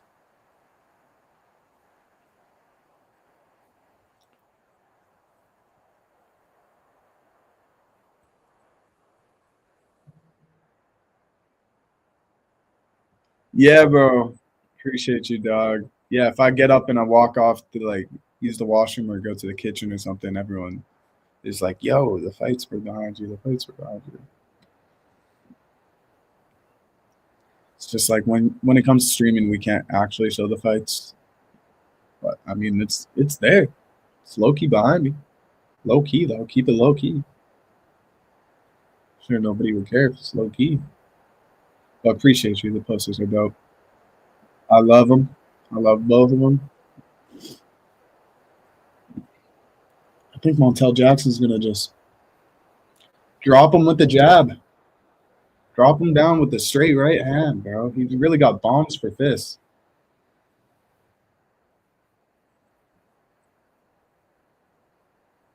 Montel Jackson is just such a big bantamweight, dude. Is this guy at 5'11", 135 pounds, bro? He's massive.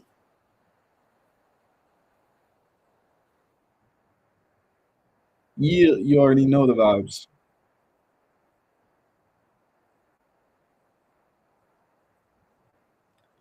And Marcos just seems to continue to shoot this single leg, but literally don't know if he's landed over 5 significant strikes yet. Marcos is a big underdog right now in the second round. Live odds.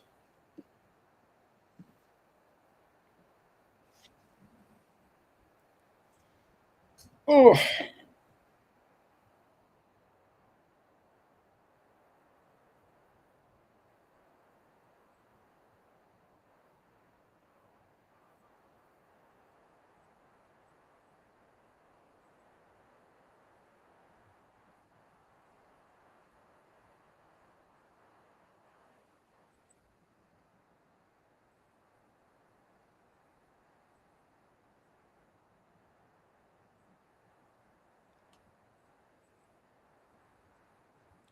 Spectation Sports. Welcome, brother. Welcome. We're watching Montel Jackson versus Daniel Marcos. Third fight on the main card. Still 3 fights to go for UFC Fight Night in Iowa. Decent card. Some great performances from some good fighters. But that's for a fight night, you know. This is nothing crazy. I've kind of yawned during this fight a few times. I'm not gonna lie. Daniel Marcos is just heavy on the takedown attempts, while Montel Jackson is just heavy on the striking. And yeah, pretty boring.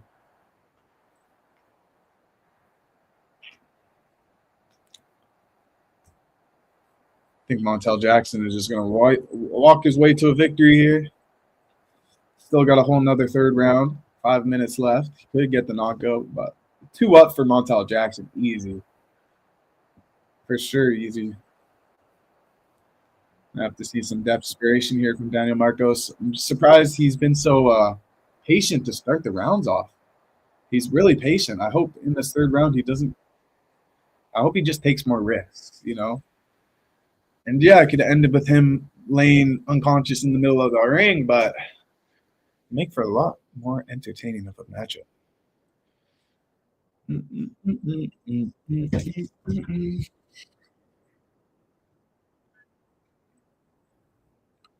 Look at those photographs. I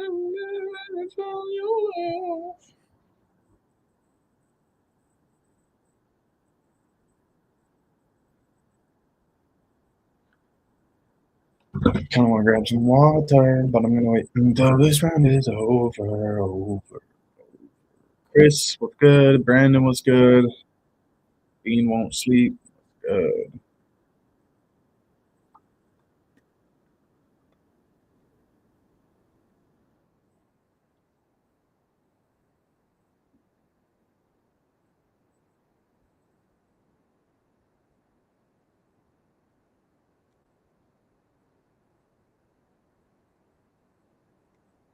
All right, Daniel. Let's see you actually apply some pressure here. You're playing too nice, buddy. You're going to get knocked out, buddy. Oh.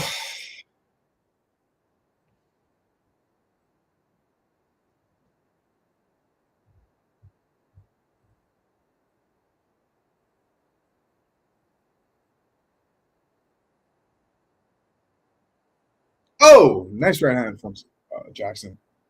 I swear he's going to drop him, right? Montel Jackson's really going for it here. Really going for it. Smells blood in the water.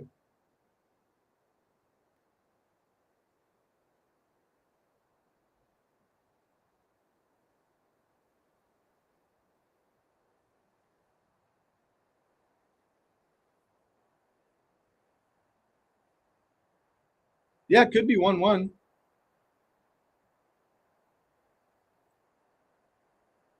Could be 1-1, but I think it's fucking clearly Montel Jackson winning this fight.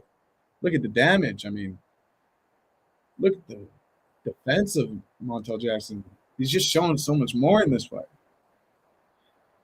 You've seen what he's capable of. Finally.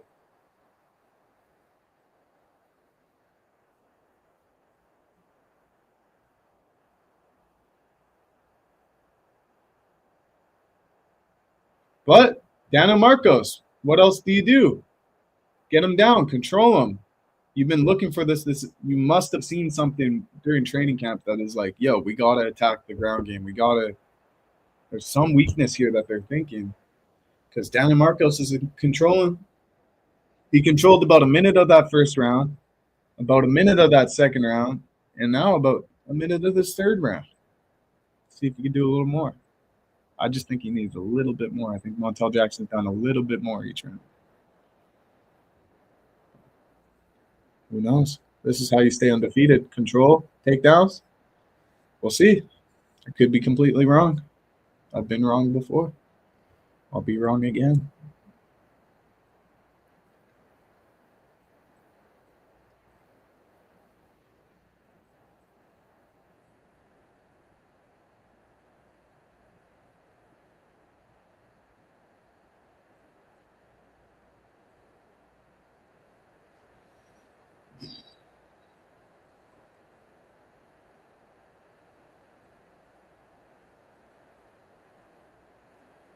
I did not think I'd be yawning one yawn per round here, but I mean it's just constant clinch time, dude.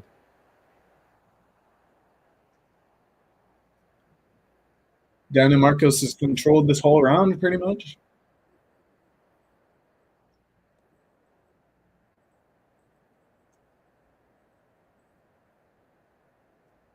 It's just if this is what's going to win UFC fights, it's just clinch time, like no strikes, nothing. Like I hate the UFC, bro.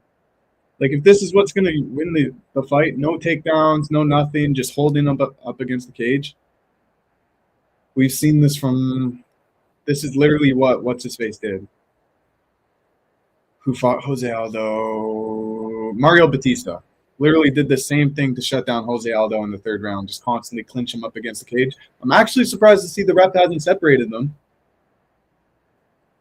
Up. Montel Jackson's finally separated here. A minute to work. A minute to stand and work and bang. Marcos is tired looking at the clock. Could we see a late third round knockout from Montel? I think we can. Oh, nice takedown here. Yeah, I mean, Daniel Marcos is a huge underdog on the live odds. That must mean that I'm seeing this fight correctly. I think Montel Jackson probably got the win here. Is he going to go for a Darce? How do you just lock in a Darce like that? Standing Darce? Oh! Oh! How? How do you just lock that in? No way. He says he's good. He says he's good. Yeah, he's got a little bit of space. That was impressive that he locked that in standing up and snapped it down to the ground like that. That was crazy.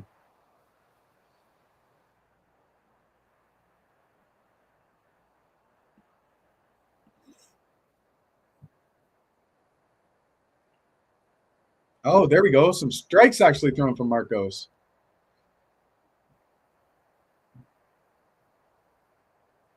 The crowd's booing this fight. Wow, man. You won't see him going back to Iowa for a minute. Tell you that for free.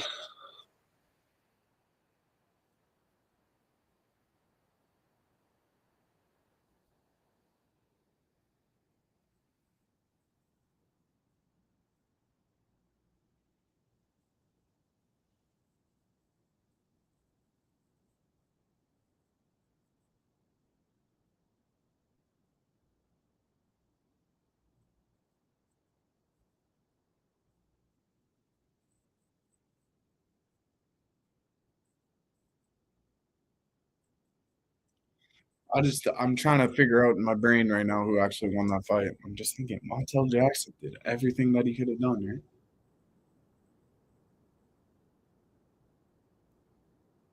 What are these commercials on Sportsnet, bro? Wait, is this in Winnipeg? Is this a Winnipeg commercial? It is.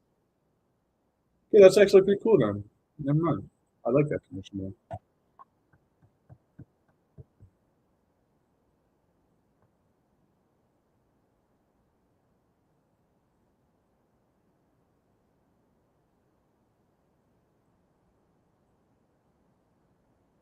Bro, I honestly waited. Bro, I honestly waited way more from wanted way more from Marcos.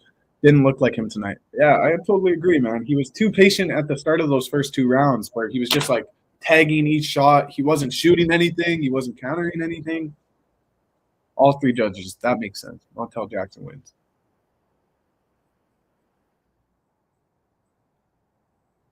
Undefeated no more. Daniel Marcos.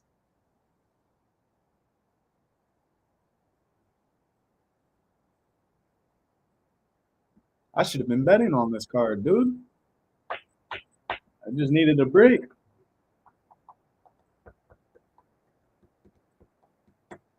This should be adding too much to the fights, man. I'd be literally having heart attacks while watching. Former unbelievable. Cool. Jens over.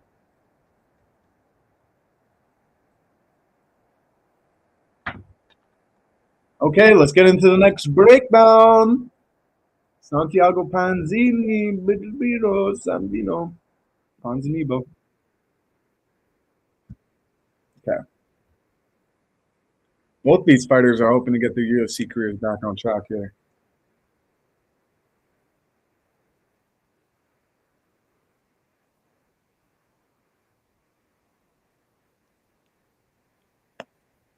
That's the rumor going around is Daniel Rodriguez has never looked as sharp and as good as he looks now, which is crazy because he hasn't been on a rise in his career. He's been on a decline here. Lost all of my UFC parlays. Kev, join the squad, bro. Join the squad. We in the deep here, bro. We in the deep, and we are deep in our bag of losses. Should have bet this card though. I feel like I would have done pretty good. Would have had that one there for sure. Wouldn't have bet anything on Montel. I would have bet Chick fight to go to decision. Osmont KO. What about that? What about John Robinson? Wouldn't have bet that. Wouldn't have bet that. Wouldn't have bet that. There's some fights here. Still some good fights left. I mean, we got this one coming up: Santiago Ponzinibbio versus Daniel Rodriguez. Right. Both these fighters are 38. Similar height, similar reach, similar styles. I'd say too. Like they like to strike. They like to bang. I'm curious to see if Santiago Ponzinibbio will actually use more of his mixed martial art bag here. Go shoot some takedowns on somebody who wants to stand and bang and look for a highlight KO. I believe both these fighters are just on the cusp of the top 15 in welterweight. Both older. I don't see either of these fighters going up into the top 10 and getting the title shot or anything like that. But I do feel Santiago Ponzinibbio's skill set is more of the top of the division. It's closer to those guys than Daniel Rodriguez's skill set is up compared to those guys, if that makes any sense. So small favorite on this one, Ponzinibbio, but I'd feel, or actually they're even, closed at even there on DraftKings. I'd take Santiago Ponzinibbio on this one by decision. And if I was betting on Rodriguez, I'd probably take it to knock him out because Ponzinibbio's been rocked in fights before. I'm pretty sure he's been knocked out before. Let's see quickly. Pretty sure he has been knocked. There's some old guys.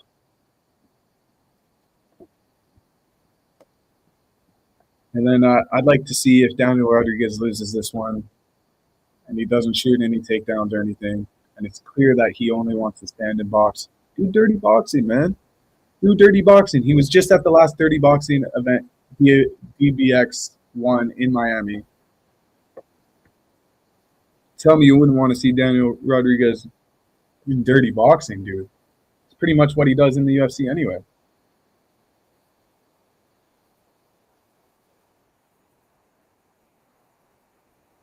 Yeah, wins over Alex Morono, win over freaking bums, dude. I don't think Santiago Ponzinibbio is a bum. Argentinian dagger versus the pride of LA. More of a hood fighter, more of a street fighter, going up against a more skilled all-around mixed martial artist. And I think we're going to see him take advantage of that, win a decision by just using more of his tools. Pretty simple breakdown. Final prediction, though, Santiago Ponzinibbio by decision. But I'm a D-Rod fan. I mean, if there's a resurgence in Daniel Rodriguez's career here, like similar to like what we've seen out of Dominic Reyes, where Dominic Reyes has had 2 knockouts in a row, and Daniel Rodriguez could get 2 knockouts in a row and find a way into the top 15, top 10.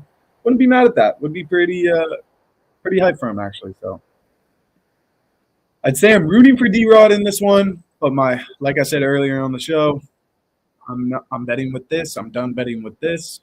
Give me Ponzinibbio on this one. Give me the big Ponzi in this one.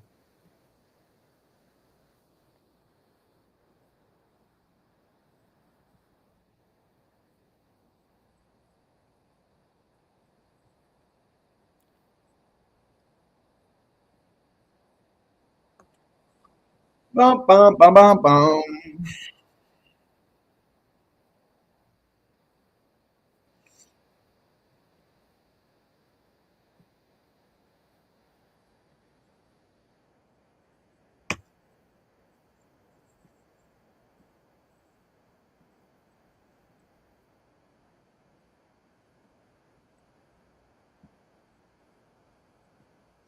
Get rid of that. Get rid of that. Get a fiber. That's good.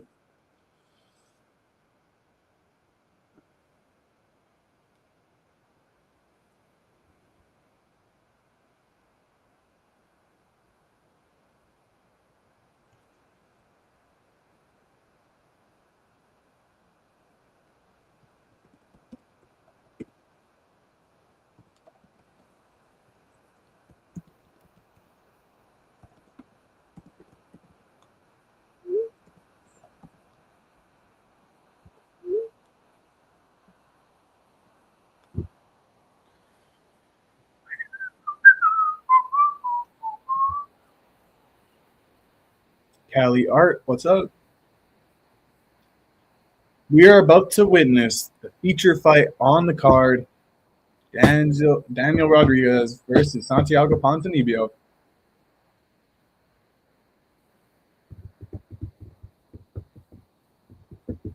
What I like to do when tatted fighters fight is to like break down their tats, but we're not gonna do that this one. The fourth most knockdowns in UFC welterweight history at 10. That's really impressive. The sixth most knockdowns in UFC welterweight history. Those were like the same stat. That made no sense. I literally read off the same stat. I'm gonna have to rewatch that back. Why would they put the same stat twice? Robe, what's good? What's up, chat? The feature fight of the night. Excited. D-Rod's about to make his way to, or just made his way to the octagon. Both fighters are in. Older fighters, man. 38 years old from both fighters. I like the matchup, but this fight makes no, like, there's no matchups to make after this. Like, there's not like, oh, implications for this guy if this guy wins. Like, none of that for this fight. Just a fun, good barn burner, I hope.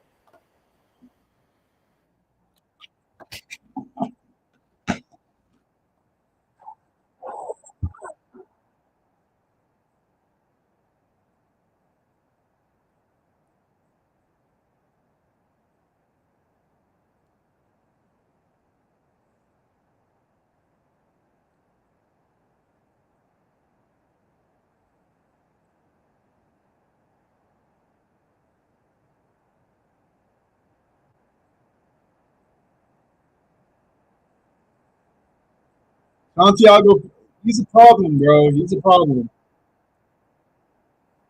He's a real problem.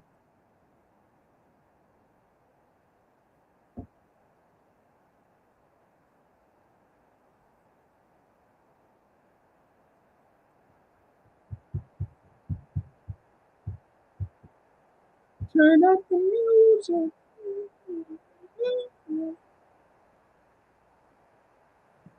Shout out to everybody watching on YouTube. Shout out to everybody watching on Instagram. Shout out to everybody who's just watching this fight or watching the UFC. Shout out to y'all. Christy, blow me another kiss. Thank you. Caught it. Put that in my pocket. Love you. Love you, Christy. She knows it.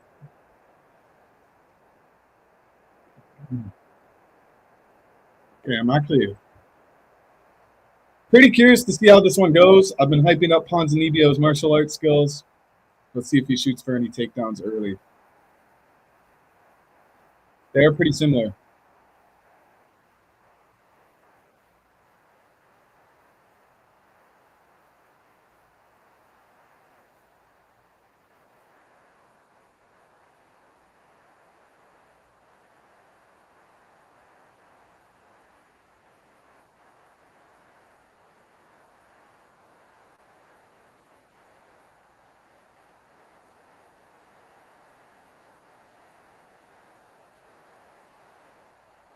I don't know.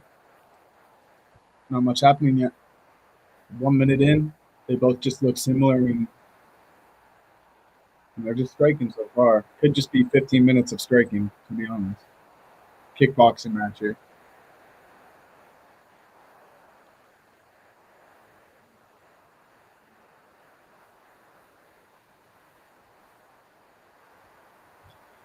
Wow! If you're in the chat and you've been to a UFC event before, let me know in the chat. Let me know if you've been to a UFC event in person, man.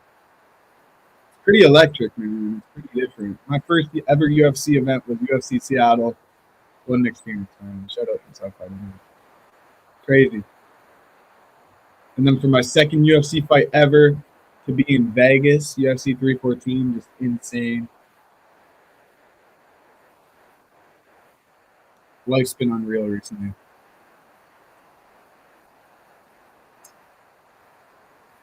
Oh, I might be able to focus here.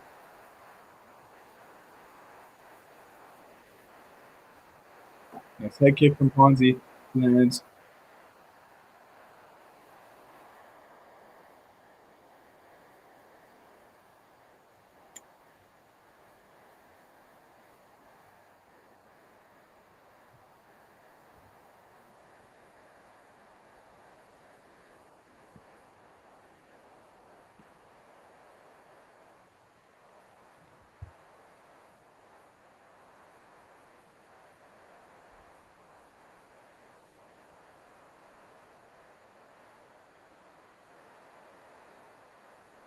They're both landed.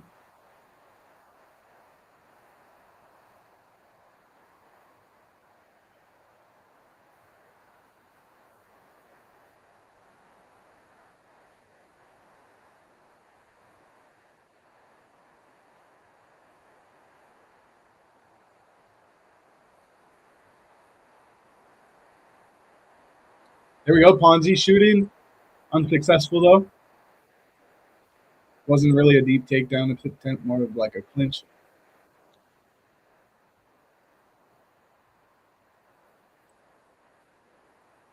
Yeah, Ponzi's got to keep landing those kicks. It will slow down D-Rod from advancing so fast, and it will pay dividends going into these later rounds. We'll see, though. He doesn't seem too invested into any strike.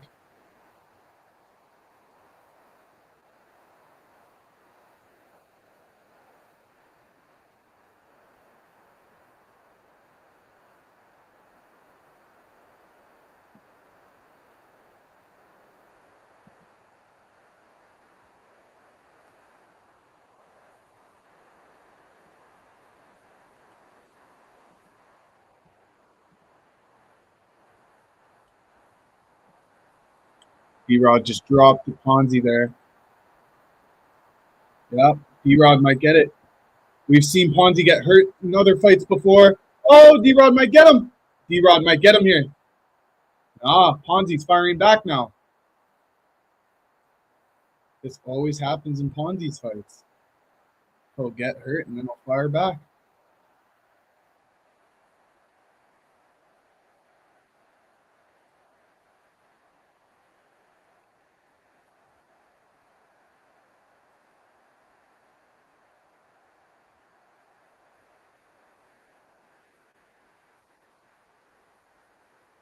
Oh! I think D-Rod won this first round, guys. For sure, actually, I think. Oh! D-Rod's banging. Woo! I think Ponzi's really got to stay heavy on that kick, that leg kick, bounce around more. He's kind of getting caught, getting backed up. He's got to cut him off a little bit more. And yeah, keep mixing in those takedowns. He had a few takedown attempts, I think, in this round. Didn't land either. Keep mixing those in. But D-Rod, keep doing what you're doing if you want to win this fight, bro. Powering forward, landing those exchanges. You're throwing more combos, heavier strikes. You're putting more combos together, like longer combos together. You're going 1, 2, 3, 4, 5, and then ending with a kick, which is really impressive. Because Santiago's just kind of going 1, 2, 1, 2, 1, 1, where D-Rod's going 1, 2, 3, 1, 2, 3, 4, 5, 1, 2, 3, 4, 5, 6, 7. Like, he's really throwing. That left hand really rocked him more than I thought, man. Slow-mo, that really rocked him. I didn't see the slow-mo. Wow.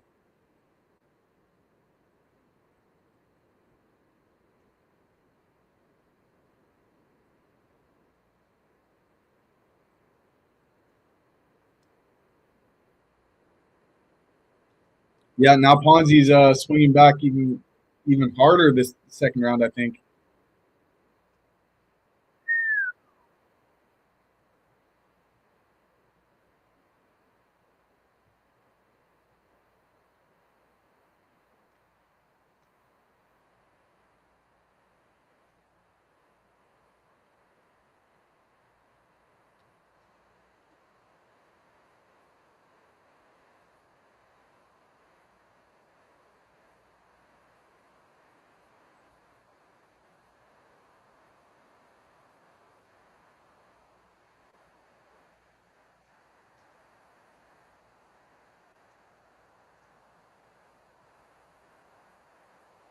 Oh, yeah. Keep kicking his leg. Keep kicking his calf. Oh, it's not slowing him down, though. It's almost giving him an extra oomph every time he gets kicked to come forward and hit Ponzi harder and harder. as payback for those hard leg kicks.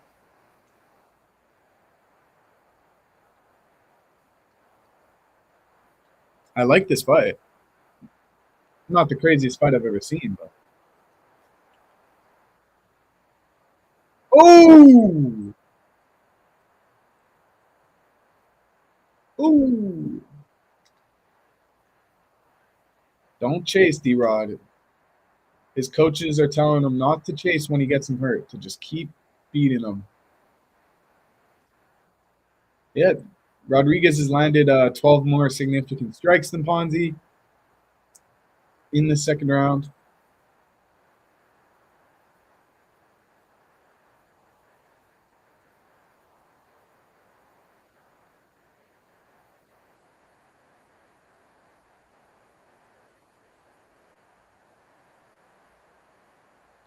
International Fight Week, man. I might have to fucking go to that.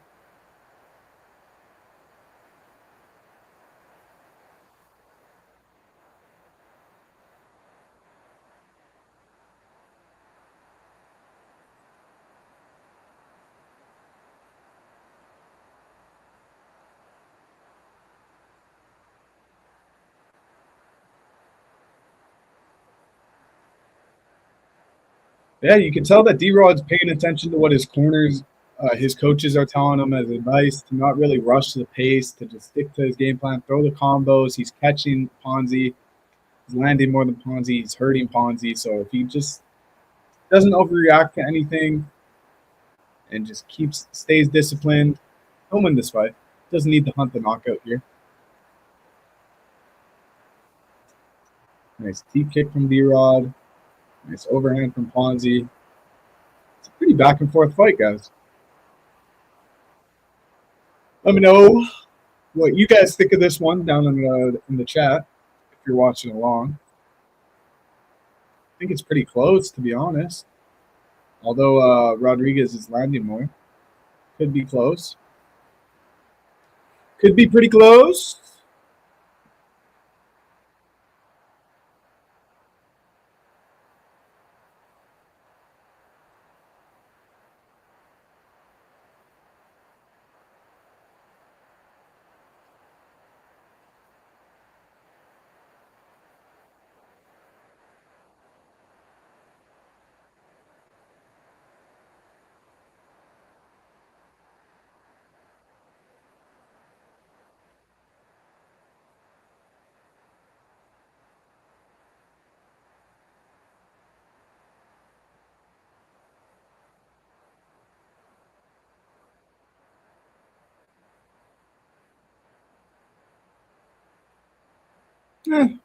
Mid fight.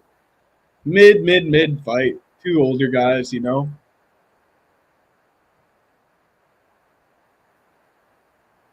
I don't think this needed to be the feature fight of the night. Here we are. Respect to both fighters, I guess, from the UFC for giving them the opportunity this high up. Like, if this was on a pay-per-view, this would be like first fight of the night. Early prelims.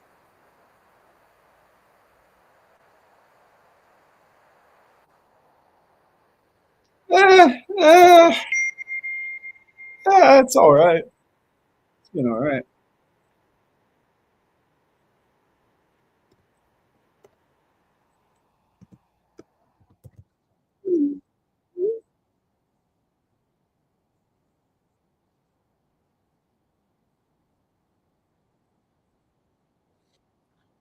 Oh, I hate commercials.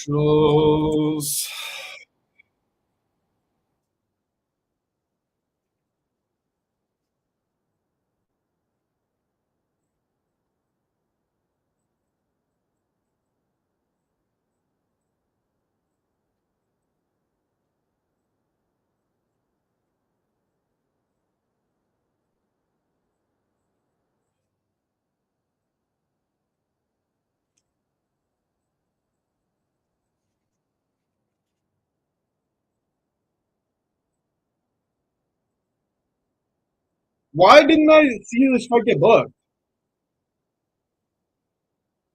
This is 2 weeks. Burns versus Michael Morales. Oh, that's a fucking fire fight.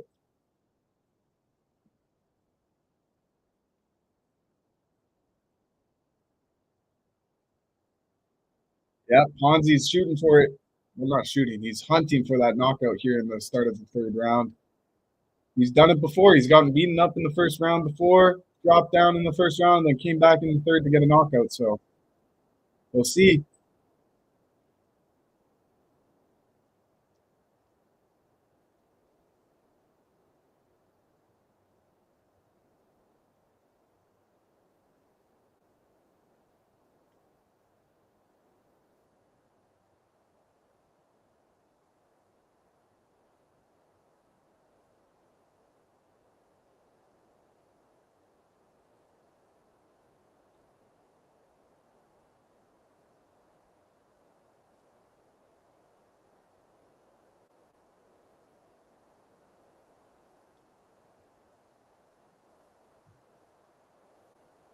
Nice, D-Rod. D-Rod! D-Rod dropped him! Oh! He gets it! The ref gets it! Close the fight. D-Rod knockout. Oh, and he was knocked out. He almost fell across the cage. He really was knocked out. Wow. Cred to D-Rod, man. Patience. Patience from D-Rod. Paid off, man. Discipline. Really earned that win, dude. Let's go, D-Rod, man. What a KO finish. Let's see that again. Let's see that again. Oh, D-Rod. Shout out D-Rod. D-Rod DeRozan. He deserves this moment, man. Oh, it was the left hand again that started it. Right hand, back to the left on the temple, back to the right that lands on the temple, left to the chin. Bank, bank, bank, bank. That first left hook stuff. Oh, yeah, his legs gave out. His head hit the canvas. The ref could have stopped it right there. Didn't even need to hit the ground to pound. That's a great stoppage.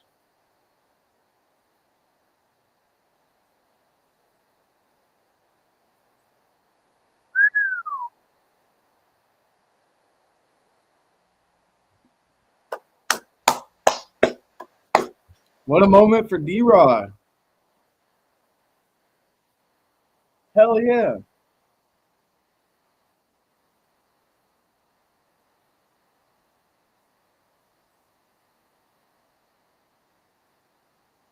Fucking cool, dude. Good for him. Well, I guess he could stay in the UFC now. He doesn't have to go to dirty boxing or anything. He could stay around for another one or two. Right, right, right.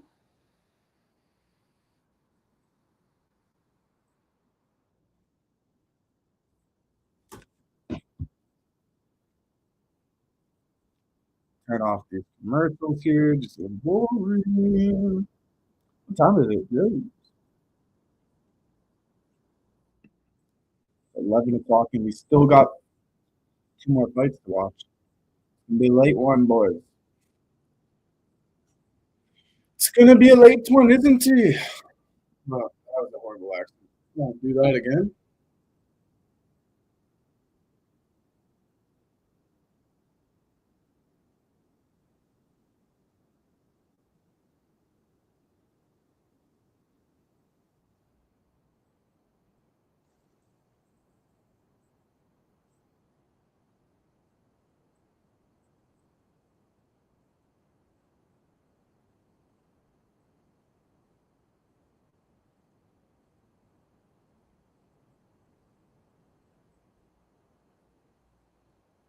Felt like either fighter could have got a knockout there in the third.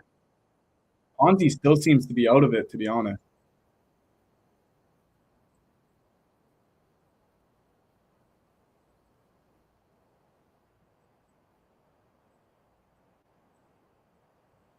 D-Raw gets his hand raised. And he throws up a quick LA. I'm not sure if I'm allowed to throw up the LA. I'm not from there, but respect. I love LA. Look at my hat. I love it.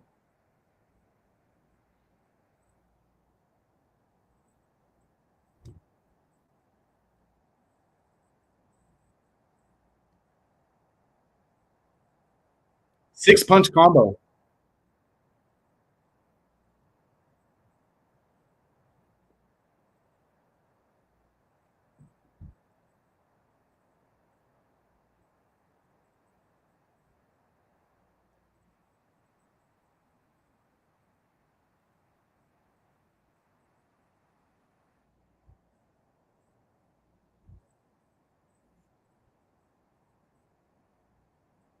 Just listening to what he's saying right now. Credits to this man, bro. What a beauty.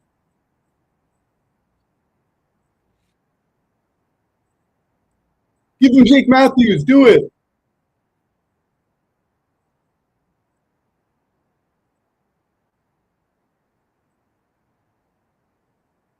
D-Rod's a rapper.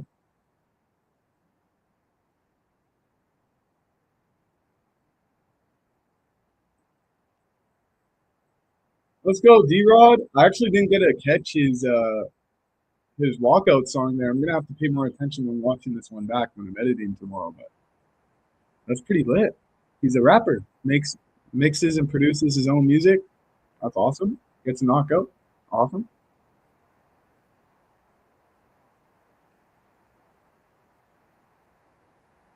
Diego Lopez in the crowd.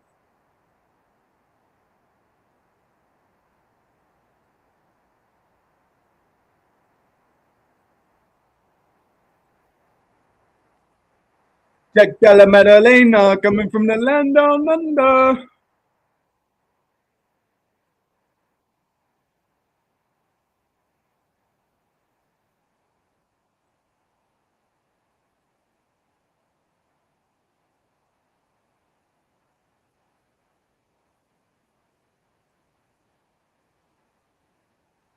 Wow, JDM lost his first 2 fights and now has been on a 17-fight win streak. And now he's fighting for the title. Wow.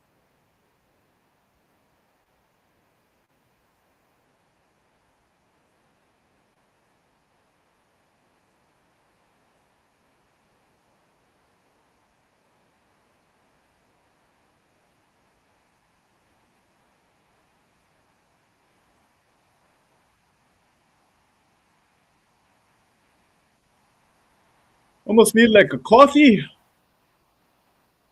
or a monster. Shout out Monster. But man, oh man, do we have 2 more good fights.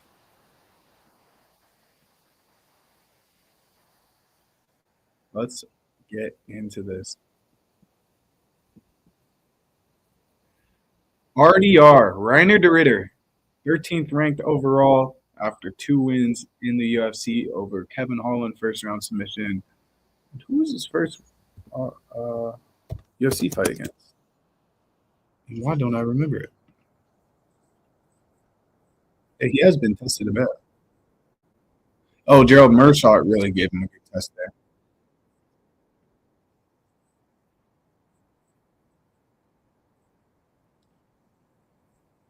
They're showing a replay of him submitting Kevin Holland like it's the biggest moment of his career. Bro, you beat Kevin Holland at 185. When you were Kevin Holland was probably weighing around 185 for this fight, 190 at most. And bro was like 220, 225. Of course he's gonna choke out Kevin Holland. Well, I don't really like this little preview that they're doing for this matchup, so I'm gonna do my own preview. Reiner de Ritter, old. No, I'm just kidding. Former double champ in 1, which is a great division or organization, let's say. And he's been looking good in the UFC. But Bo Nickel is the most serious prospect I think the UFC has right now. They've been so patient with giving him his fights and making sure that they're step-by-step growing this guy to be in the top 15. This will be his breakout fight into the top 15. He needs these kind of matchups, right? He's on the climb. A D1, real smart fighter. This guy's a D1 athlete. he trains like one of the best, like a champion. He trains like a champ. And he's only 29 years old. So, I mean, God forbid any injury happens to Bo Nickel throughout his career, he should have a long career inside the UFC. And if he continues to knock off big guys after big guys after big guys, especially once he gets himself into the top 15 here, could be a title contention by the end of next year. Could be there. 2-3 more fights. That's all it really takes, right?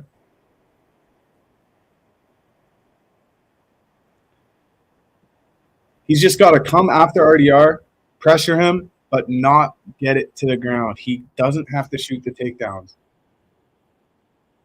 No point in playing with this guy on the ground. Doesn't matter how great of a wrestler you are. RDR 19-2 against Bo Nickel, 7-0. Huge favorite, Bo Nickel. A lot of people are saying he's an automatic lock. I kind of agree. I did have him on all my parlays, but my parlays are bust. Okay, these two fighters are walking themselves to the octagon right now. So I'm going to go grab some water before this one. Just a little parched. So I'll be right back. You guys can take a peek at the stats there.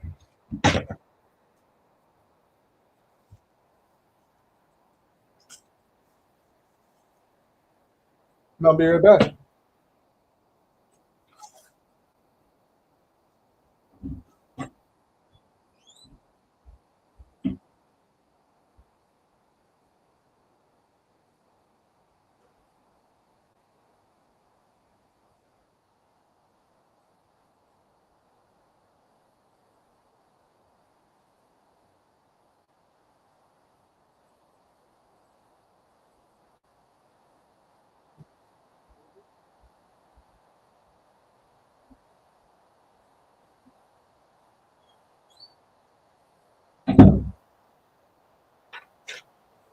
Yeah, we're back, and Bo Nickel is in the ring.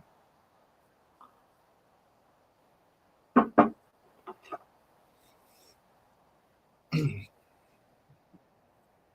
we go.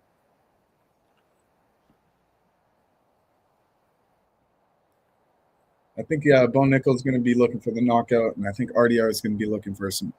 That's my prediction. Sweet and simple.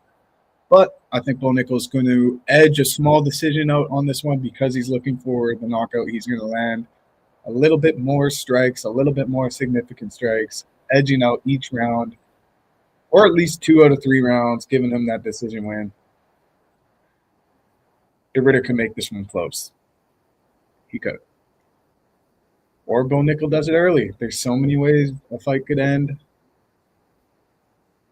But, yeah, I'm on the side of Bo Nickel for this one. He's just shown to be so smart, so sharp, so fast. And his intuition in a fight is really advanced. Like, he really is advanced with his intuition when he gets to the ground or he's counter-striking, or he has a great ability to adapt. Ryan Ritter is on a 3-fight win streak, former one championship in 2 divisions, light heavyweight and middleweight. But yeah, he's on a 7-0 UFC takedown ratio, so he's shot 7 for 7 on his takedown attempts.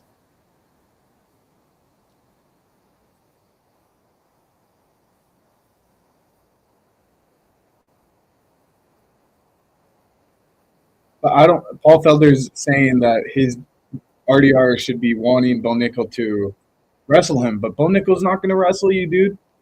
He's not going to wrestle you. You've seen him fight Paul Craig. He didn't do no wrestling in that one. What makes you think he's got to do wrestling here? What makes you think that? He's not. That's the thing. He's just not.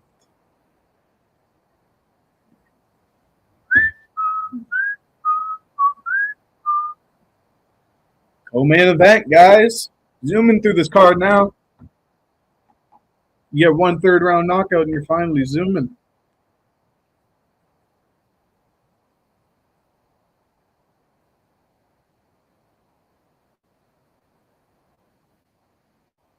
Oh, wow. That is crazy.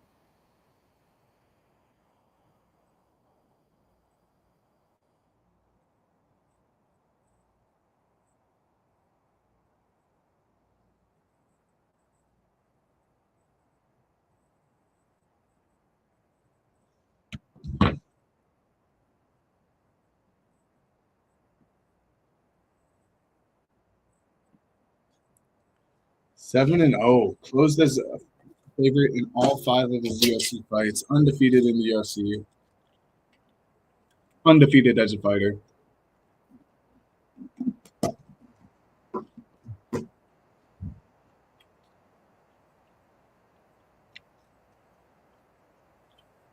Can RDR fraud check Bo Nickel?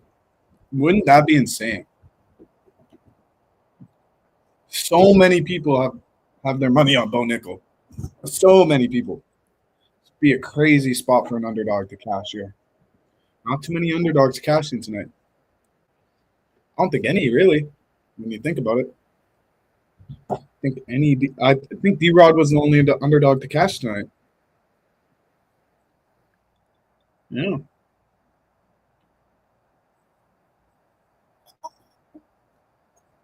Yeah. D-Rod's the only underdog to win tonight so far. Can we see another one? Christy, caught it. Put it in my pocket.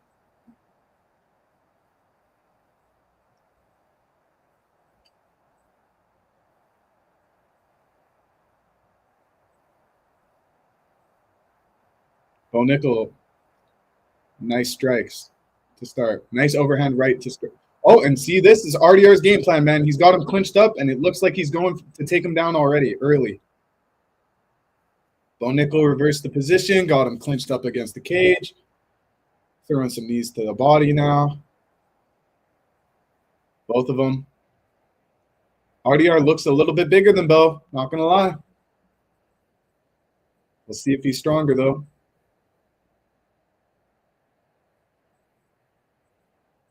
He's got such a long frame.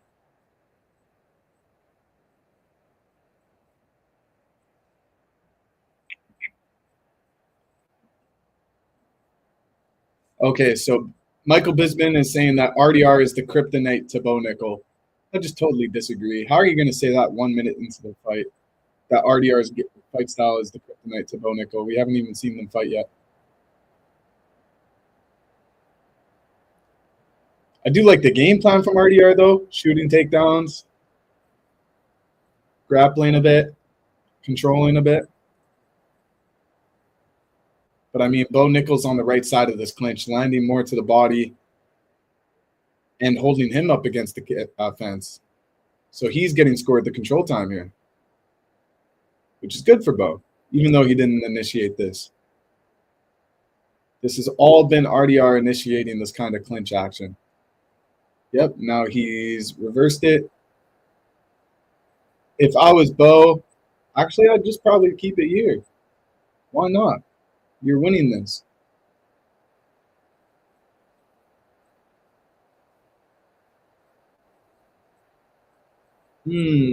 Bo just ate one. Ate a body, knee to the body there.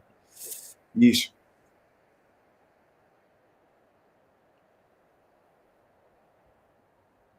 It's a weird fight so far. It's kind of just stayed in the clinch. It's kind of been like a dirty boxing, little grappling, little. Oh, nice reverse trip from Bo. Bo gets the takedown. See, that's what I mean. His intuition, his technique. Nobody's doing that to RDR. Nobody's doing that to RDR.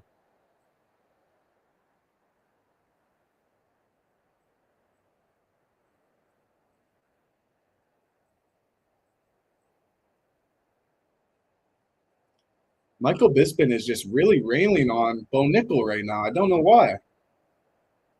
You must think he might be a little bit jealous or something. I don't know. Oh, is there a guillotine here? Guillotine! Nope. He's not in good position for it. Still has an arm under his chin. Still has an arm under his chin somehow, and he let go of it. Don't want to let Reiner continue off in on top here. Yeesh. Might look like a Darce choke starting to form here for RDR. If he could get his body across. Nope, now he's in more of a half guard here. He's going to really have to get his hips around here if he wants to lock in this Darce choke.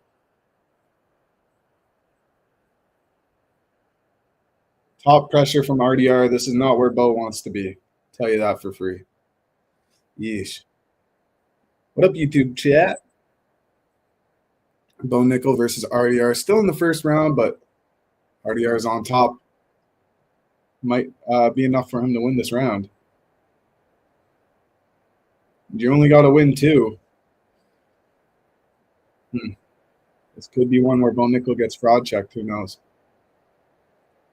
I don't think it will ruin what he is as a prospect, but. Oh, wait. Can Bo Nickel do something crazy?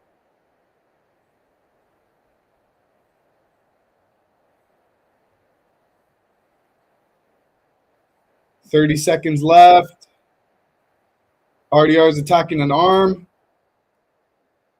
Oh, he's got his back. Take them down. Nice sprawl.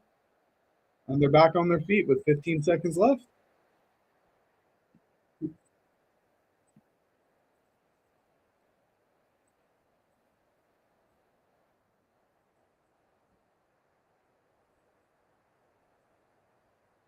Wow.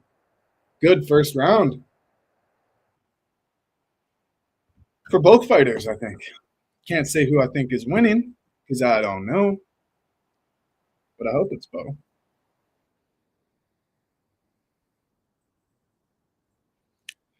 Bo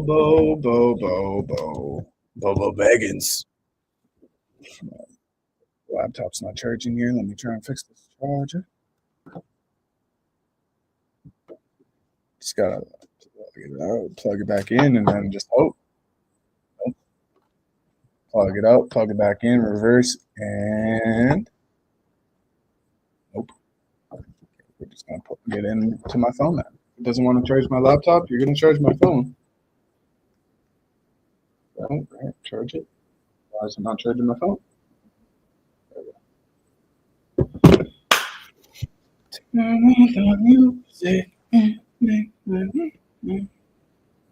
J. Cruz, what to do? Round 2, Bo Nickel versus RDR. Let's see. We shall see.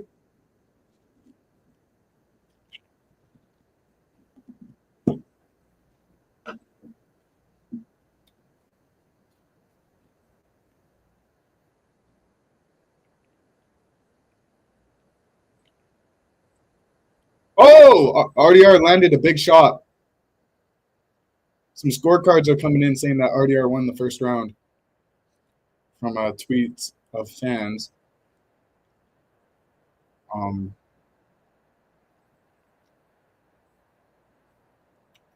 Yeah, I think so.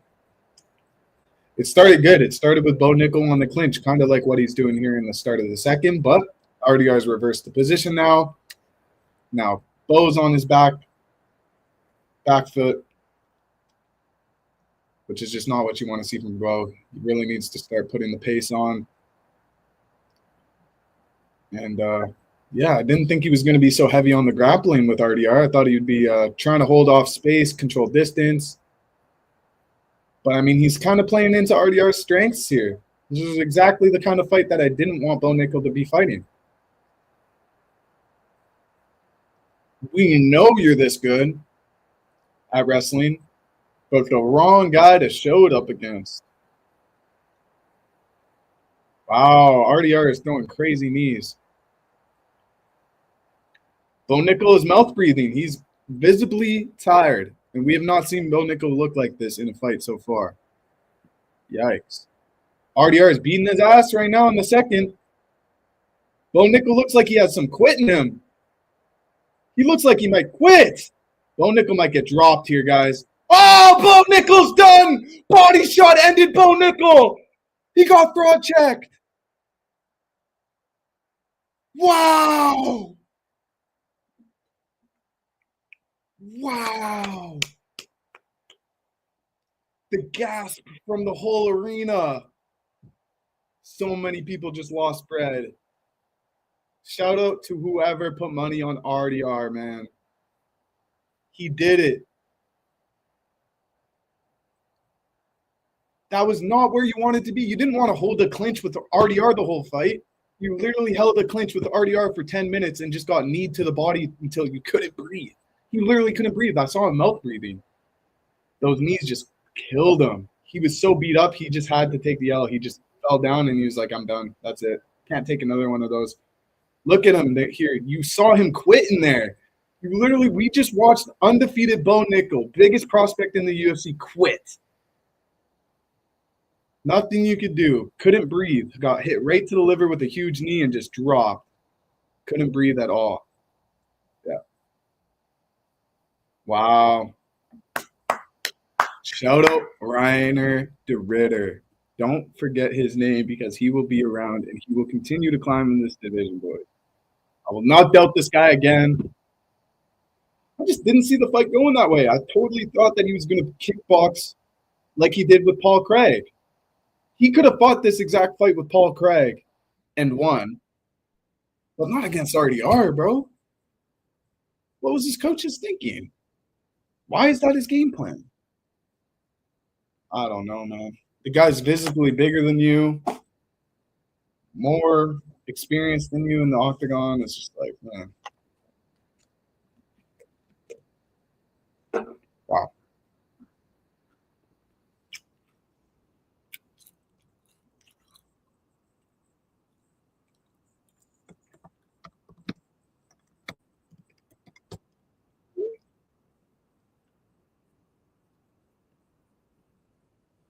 Wow. Can't say I saw that one coming. I cannot say I saw that one coming.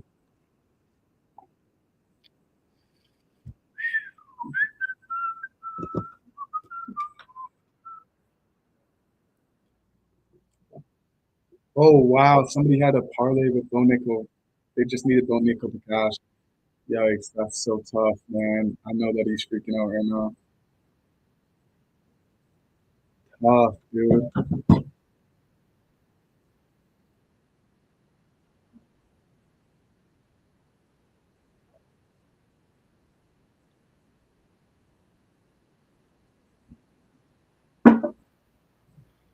Bo, dude.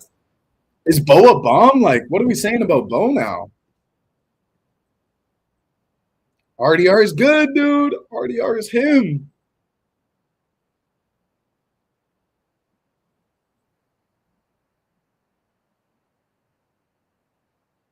He made Bo Nickel quit. Insane. Insane. Thai boxing.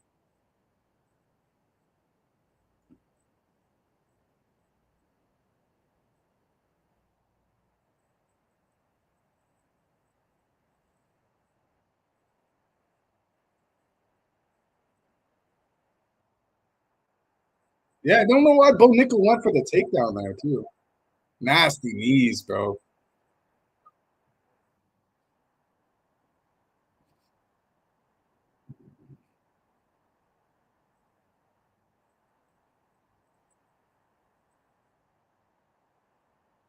Wow, Reiner Ritter looked absolutely fantastic.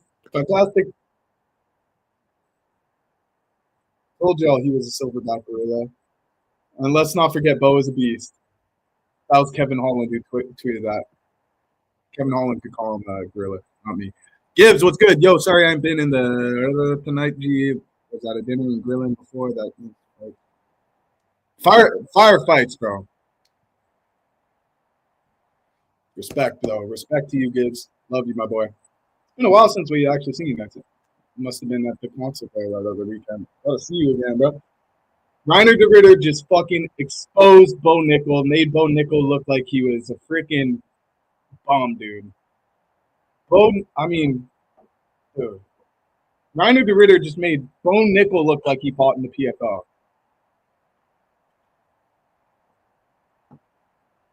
Wow. It's been a good card, not the best card in the world. But wow. D-Rod getting the knockout. That was sick. Reiner de Ritter getting the knockout. So sick. Jeremy Stevens versus that Mason Jones guy. That was a dog war. Misha Tate on the prelims was a dog war. There's been some fucking wars on this card, man. Some boring fights, but Only one more fight to go. Only one more fight to go. I can't believe that Bo Nickel just got shit on like that.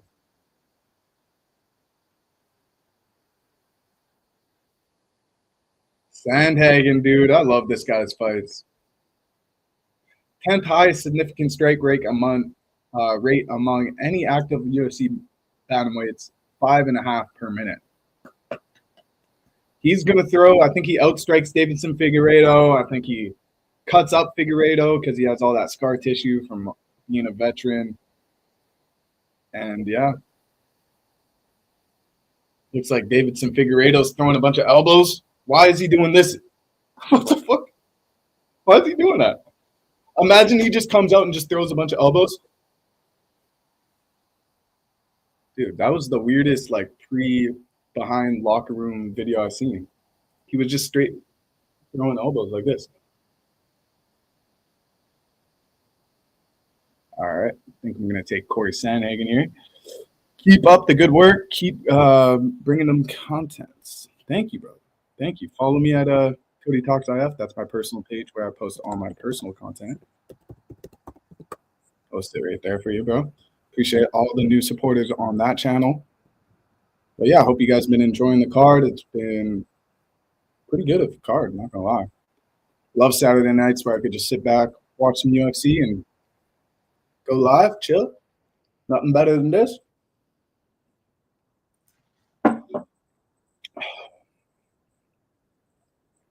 I would have definitely bet on Bo Nickel for that one. So, wow. Wow, I want to see how this guy reacted to losing his parlay. He hit 2 fights and then got absolutely cooked on it.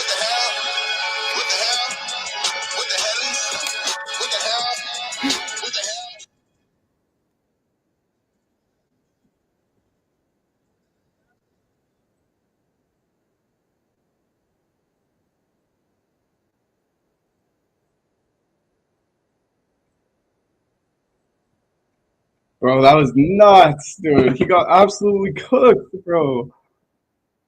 I can't believe he went into RDR's game plan. Like, you didn't have to clinch with him. You didn't have to grapple with him. You didn't have to shoot takedowns on him. But that's all you did. You should have strictly kickboxed how you fought Paul Craig when you were getting booed. But at least you won the fight because you didn't give in to the other guy's strengths. You said, yo, Randy the Ritter, let me fight your fight, bro. Let me do whatever you want to do. Dude. Yikes. Yikes. That was bad.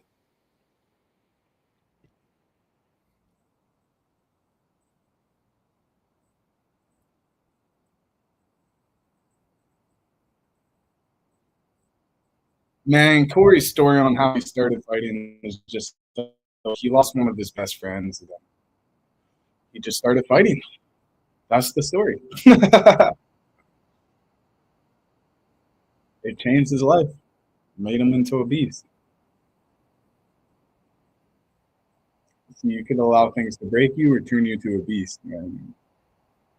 Cory's on the hunt for the belt, man. He's got so many unique strikes that he throws with the knees, with the spinning attacks, the elbows. And he's tall and he's lanky and he's hard to take down. And he's fighting a short, older guy who used to fight in a division lower. It just makes sense, right?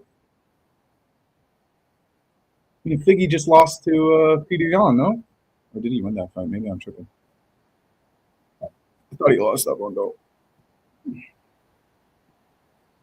Yeah, he did lose. It was close, though, right? No, it wasn't even that close. Peter Yan pieced him up. I think fucking Cory pieces him up just exactly how Peter Yan pieced him up. Could even get a finish, though.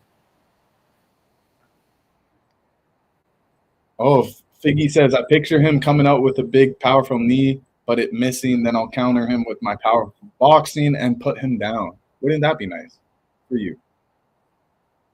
Cory Sandhagen will be facing a more versatile and intelligent fighter.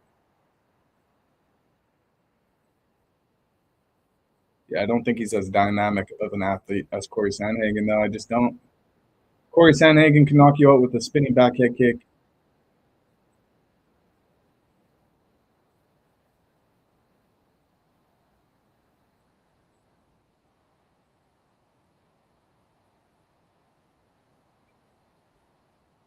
Yeah, Cory is gonna fucking cut him up with an elbow for sure.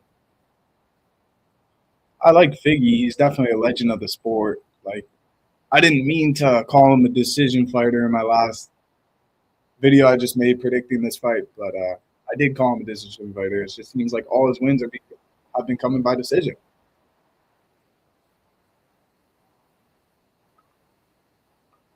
I don't think he has the strength to finish anybody at this division.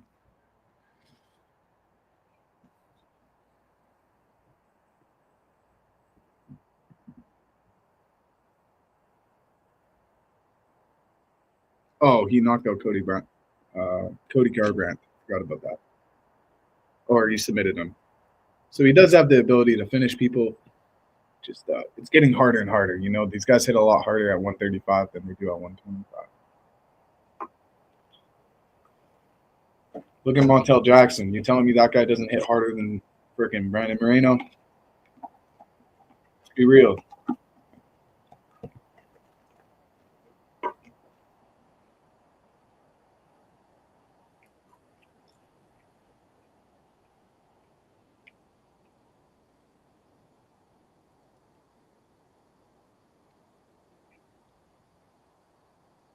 Making that walk to the octagon must be the craziest feeling in the world, man.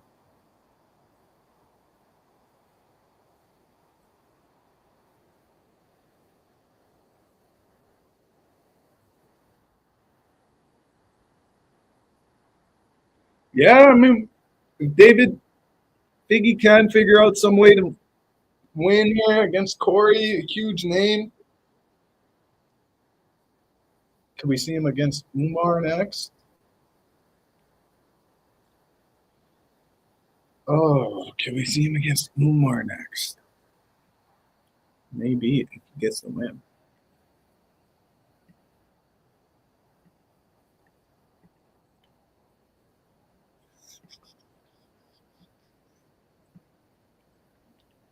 I think whatever's next for, I think the only thing that's next for Cory Sandhagen would be Sean O'Malley if he gets the win. Oh, we see his coach in the background with the glasses. What's his name? I actually met him a few times now. He's trying to yell at Figgy to tell him something, but it's too dialed.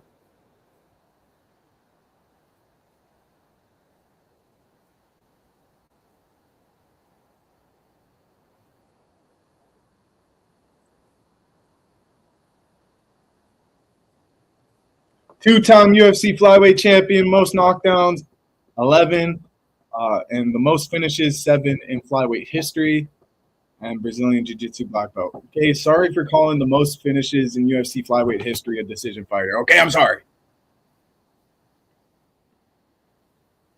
I was getting roasted on TikTok comments for that analysis of Deiveson Figueiredo. Calling him a decision fighter was not the best idea, I don't think. It's just like in this division, it's so much harder for him to get knockouts and submissions and finishes. It's just making him a decision fighter. It's what it is, man. It's what it is. Mo, what it do? Johnny Stapes, what it do? Petro, what it do? I show Banter, what it do? Turn up the music.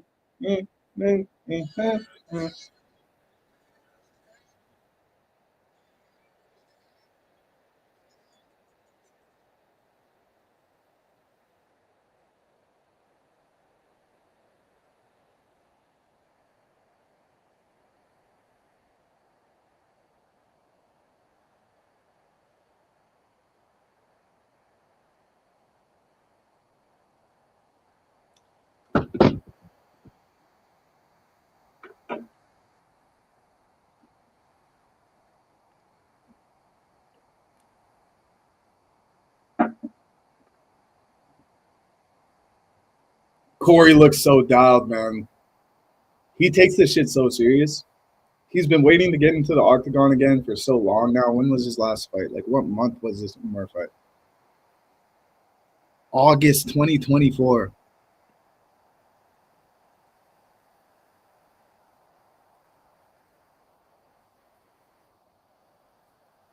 Nine months.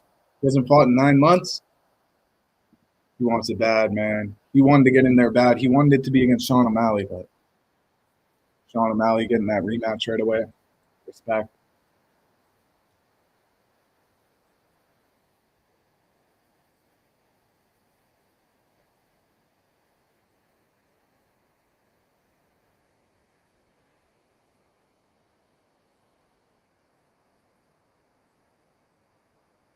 Yeah, whoever wins against Murad and Sugar, it's a new matchup for Cory. He hasn't fought either of those opponents yet.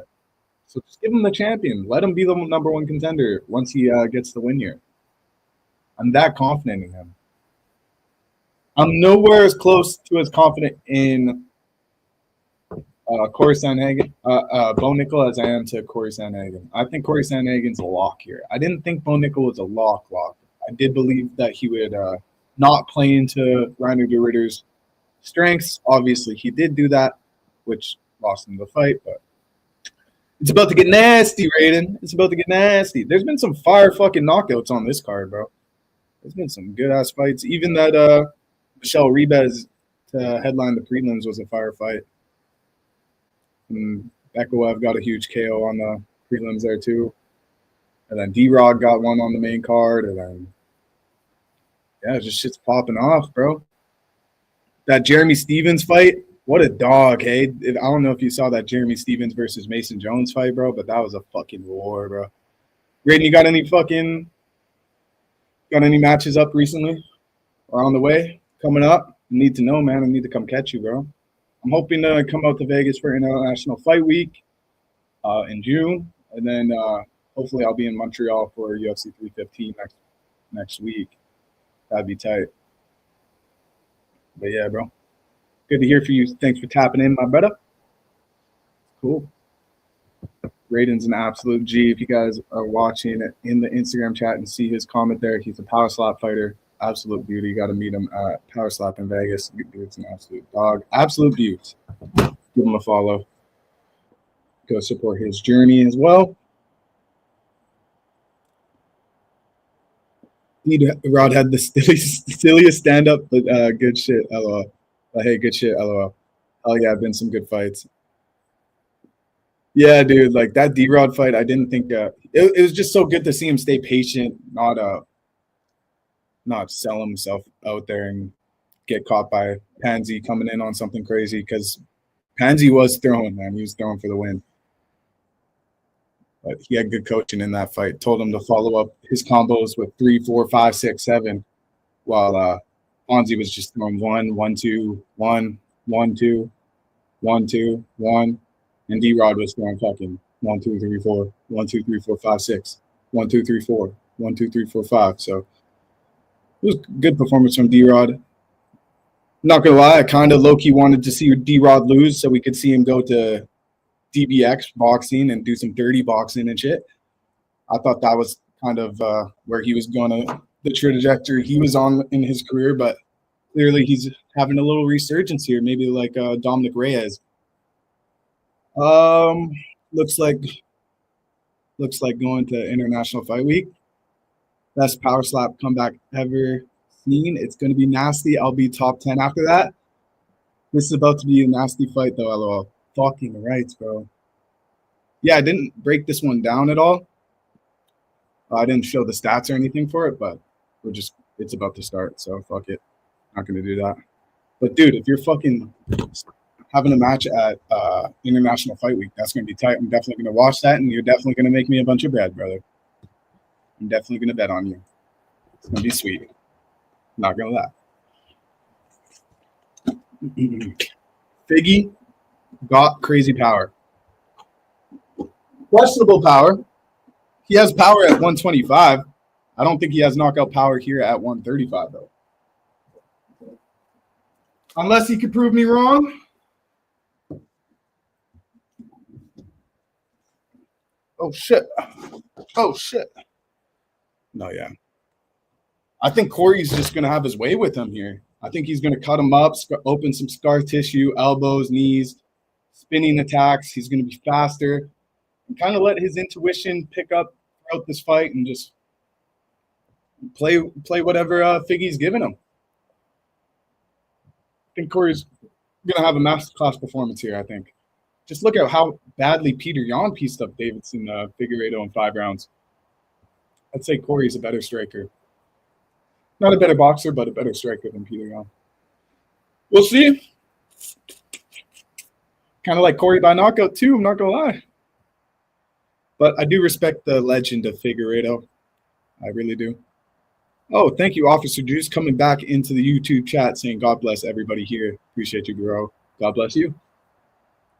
Oh, Figgy shooting a little single leg takedown that didn't have any success on because Cory's impossible to take down. He's so tall and lanky.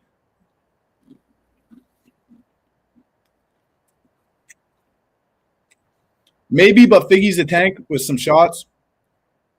Hopefully Cory drops him. He's going to – I think he's such a tough motherfucker. He's such a tough motherfucker, and they're so fast. There's big implications on this one because if Cory wins, he hasn't fought against Merab or Sean O'Malley, so whoever wins that fight, he's definitely there to walk into a title fight. He's just got to get through Figueiredo, who's been climbing up the division, submitted Cody Garbrandt, and then who do you win after that? Got a decision win over someone, right?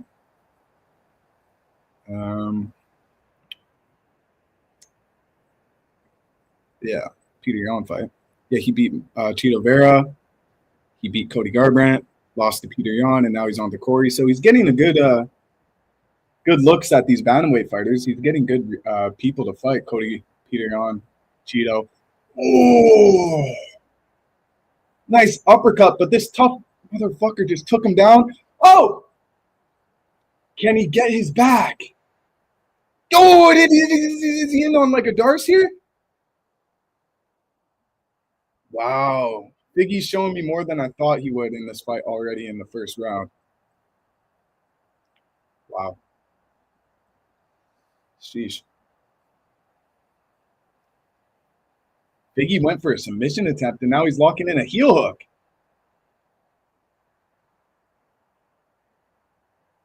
Cory's just using his length to kind of just punch his face here. It's pretty funny. Oh, he's laying on his back. Holy shit is right, dude. There's been some holy shit moments on this card, which I love, bro. I fucking love that.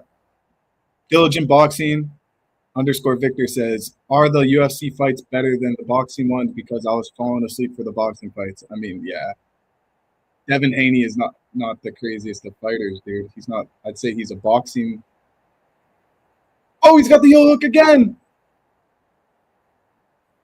No, yeah, I was really disappointed last night watching that Devin Haney fight, and then I didn't even think Ryan Garcia won one of those rounds. Like, he was getting pieced up, so just pretty underperforming fights last night. Cool entrances, though. I mean, Ryan Garcia in the Batmobile, that was pretty dope. What a weird position to be stuck in here with Cory fighting on both of his knees right now. He's fighting on his knees. Kind of wild. I don't know who's winning this first round. I think Cory's winning this first round, but it's close. It's close.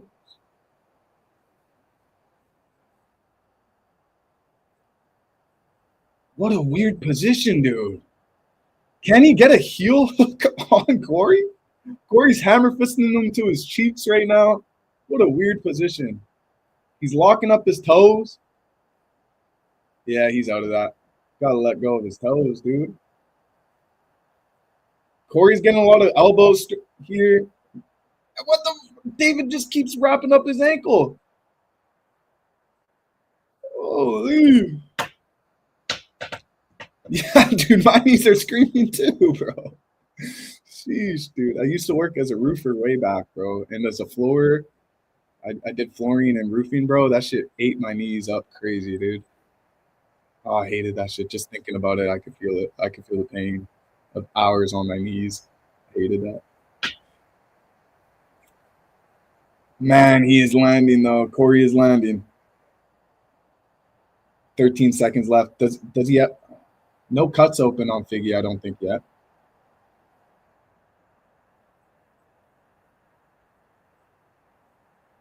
First round. Okay. Deiveson at Figueiredo had some moments, but man, Cory dominated that. Let's be real. And he did cut him up a bit. Not bad. Not bad. Not bad at all. Feel bad for anybody who bet on Bo Nickel tonight, bro. Fuck. What a crazy fight.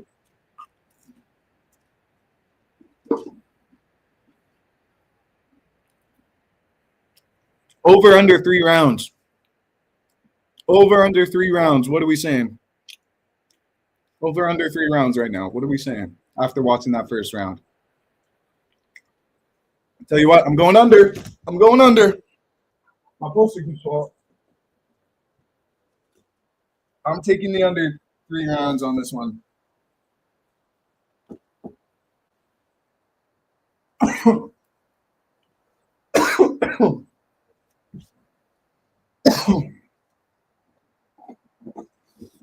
Turn up the music.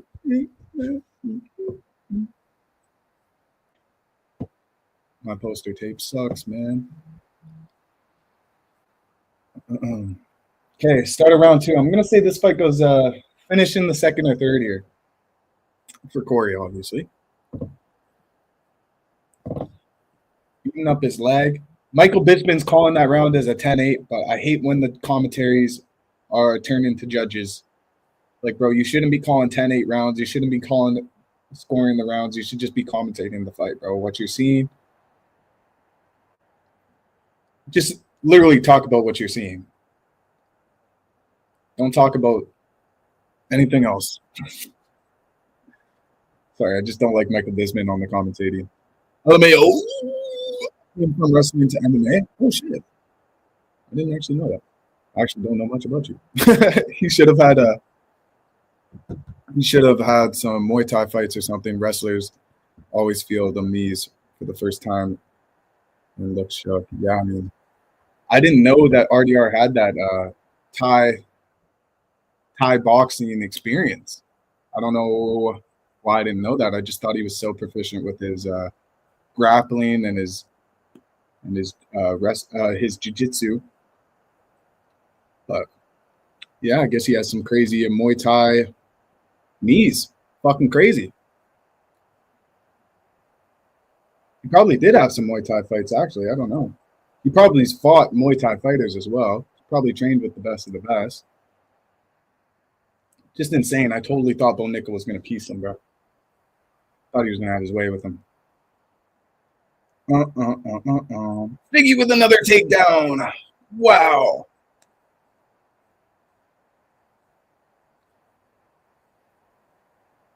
Oh, and they're both attacking heel hooks now. What the hell? This is pretty cool. Pretty interesting fight. You don't see them like this. I don't see anybody like this. And Deiveson Figueiredo quick to get up on his feet, kick him off. I think we see Cory get a finish here, man. I do. Yeah, great learning experience for Bo, man. He looked hurt. He looked like he quit in there, and then that liver shot just deaded him. You could just tell he just died. He looked so disappointed in himself. He just played into all of RDR's strengths. Like, my knees, my knees.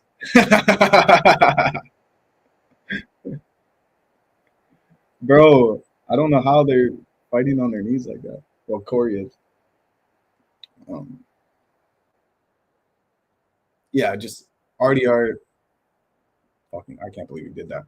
Bo Nickel should have just stayed at range, kickboxed him, and landed more effective strikes. But he was literally in the clinch grappling since the very start of the first round. So it was just horrible game plan from Bo.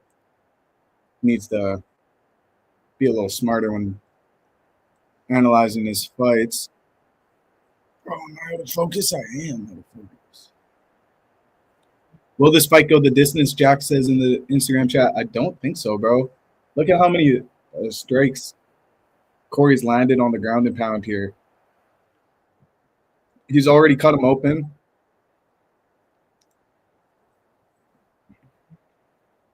I think it doesn't go 4 rounds, 3 rounds maybe. I don't think it goes the distance. Knee bar. They're both going for him.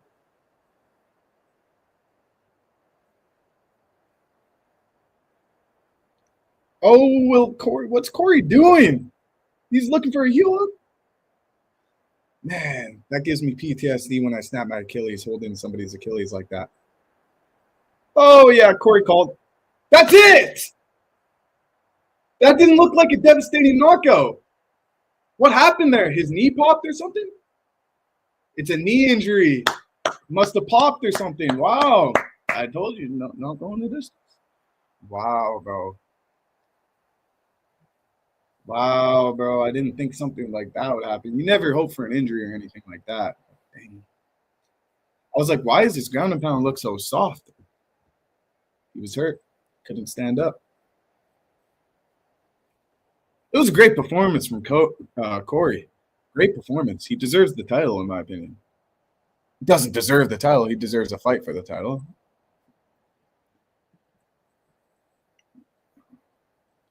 His knee went out. Ah,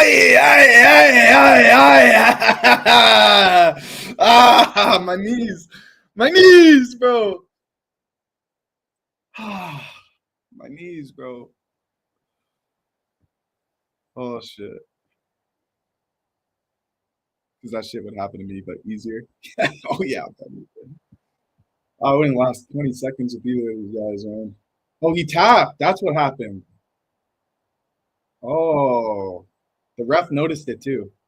So his knee pops, and then he instantly taps, and then Cory just lands 1, 2, 3, 4, 5. Looks at the ref and he calls it okay. Wow, man, dope. Cory deserves it. Did Cory do such good of a job? He didn't take any damage. Could we see Cory get booked to fight Peter Yan? Could we see that happen before he gets the title? Did we see an official #1 contender fight versus Cory and Peter Yan? And then whoever wins that gets to fight Sean O'Malley? Or Merab, because I know Merab wants that Peter Yan too. And Merab could take on Cory. Never fought Cory before. Man, I think they might do – I don't know why I'm thinking this out of nowhere. I thought if Cory wins, he's automatically getting the title. But if they do Cory versus Peter Yan as a title contender match, I'm not mad at that. I think he kept shooting why. Can't tell you why, bro. It was horrible.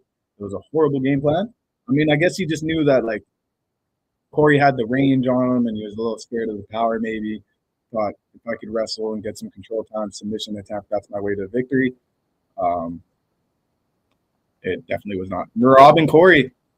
That could be a fight, bro. Merab and Cory, Sean and Cory. Merab versus Cory, Sean versus Cory, or Peter Yan versus Cory. Those are the three that the UFC gets to pick from.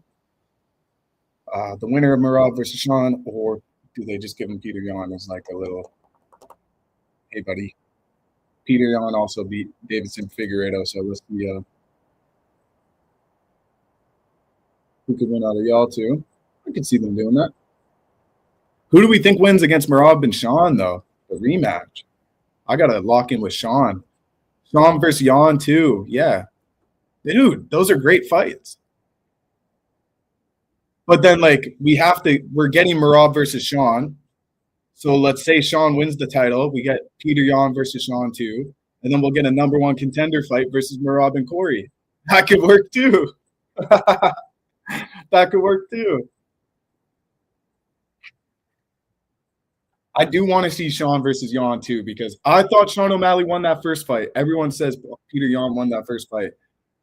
All my friends think Peter Yan won that first fight. So every time I tell them Sean O'Malley, no, he won, they're like, bro, he didn't even win, which is annoying. So I want to see that fight get booked again. Definitely Merab.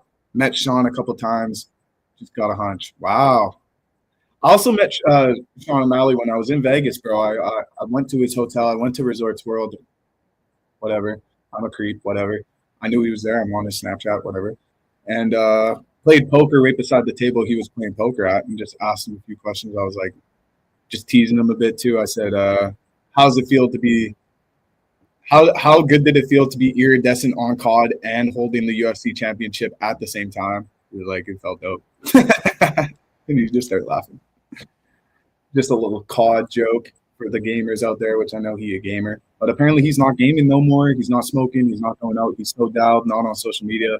He's around his close friends, training his ass off. But every time I go on Snapchat and I see this guy training, I don't see him training any wrestling, bro. I don't know if they're just hiding it to wait and see. But he's gotta fucking be wrestling during his camp, hopefully. Did Cory already do his speech? I don't know. I don't think so, actually. Because if he does a good enough call out, maybe he can get that match next, the title match next. But I don't know. I don't whoever he fights next. I'm down with. If it's Merab, if it's Sean, if it's a Peter Yan #1 contender match, I'm not mad at any of those.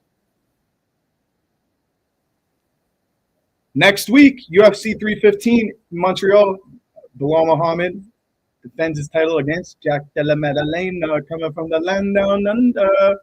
Then we got Valentina Shevchenko versus Marat, or whatever her name is. Never seen her fight before, but she's a big favorite. And then we got Burns. So we're still a lot of fights. Still 3 more fight cards this month. And then we got UFC 316 in New York, New Jersey to start off June. And then we got International Fight Week as well in June, bro. Hello, UFC. Cory versus Sugar going to be wild. Cory versus Sugar, Peter Yan versus Cory versus Merab. Everybody wants Cory versus Sugar. The lead up to that fight would be incredible. They would both be so funny, so hilarious. Yeah, I think they're both so entertaining, so marketable. But man, what a card. I'd actually rate this card pretty good. For a fight night, the Blue Fight Night, I enjoyed myself. I thought these fights were kick-ass. A lot of great performances, a lot of knockouts. We had 1, 2, 3, 4, 5, 6. 6 fights end by finish, which is pretty good. Jay Cruz says, "You've seen my comment on your last post. What you think? Agreed." I'll check right now. Yeah, with fight night. Yeah, this was a great fight night, right? RDR blessed my parlay. Shout out to you, bro. Let us know what parlay that was, bro. Because a lot of people had Bo Nako spoil their parlays tonight. I'll tell you that. Sean KO's Merab because Merab slips on a banana peel, obviously, than him and Cory. Okay. I'll fuck with that. Dude. Jay Cruz, I'm looking for you on my last post here. I bet you're talking about inside fighting, so let me check that. Jay Cruz says, Sean and Cory Sandhagen, end of the year after Sean O'Malley's KO. Merab. I like your comment, bro. I'm going to go into the chat so you guys can follow my personal page here as well. Cody Talks IF. Go give that page a follow. You just run the chat. That's my personal page where you guys could know when I'm going live, see my predictions, my locks, my top 5s, my reactions to news, and stuff like that. But, man, I'd rate this card. I didn't actually give it a rating out of 10 yet. I'd probably say a good fight night, 7.7. That was a good 7.7. Actually, no, 7.6 because there was only 6 finishes. Didn't earn that 7. That's it. So, amazing, guys. Another good stream. Slatty Matty says Bieko have moneyline, RDR moneyline, and Cory. That's a great parlay. KO/points. That's a great parlay. Beko knockout would have been just even crazier if you had that. Good for you. Fuck yeah. Love to see that the chat's making some money on these fights. I usually get blasted, so congrats to you, bro. We're going to be live on Thursday, giving you guys all of my locks and predictions for UFC 315 in Montreal. I'm going to look into that card a lot because I'm hoping to be going out there and interview some of the fighters, do some media out there, do some content out there in Montreal next week. We shall see. But stay tuned for that Thursday, 3 p.m. Central Standard Time, 4 p.m. Eastern, 1 p.m. Pacific. And then I go live every Saturday reaction to the fights. Unfortunately, next week, if I'm at the fights, I'll let you guys know. Follow my page. I won't be going live. I'll be shooting a vlog. I have 2 vlogs posted from my Vegas trip and my Seattle trip. And then I'm going to do one for this Montreal trip, hopefully. And just keep busting out content for you guys this week. I hope you guys stay blessed. Enjoy your Saturday night. Stay smart. Stay healthy. Stay cool. Stay grinding. Stay consistent. And I appreciate all you guys joining the chat and kicking it with me on your Saturday night and watching UFC. Chat with y'all soon. Thank you to everybody who enjoyed this. Again, I really do appreciate you guys. So take care. Have a wonderful night. And we'll chat soon. Till next time, guys. Peace out.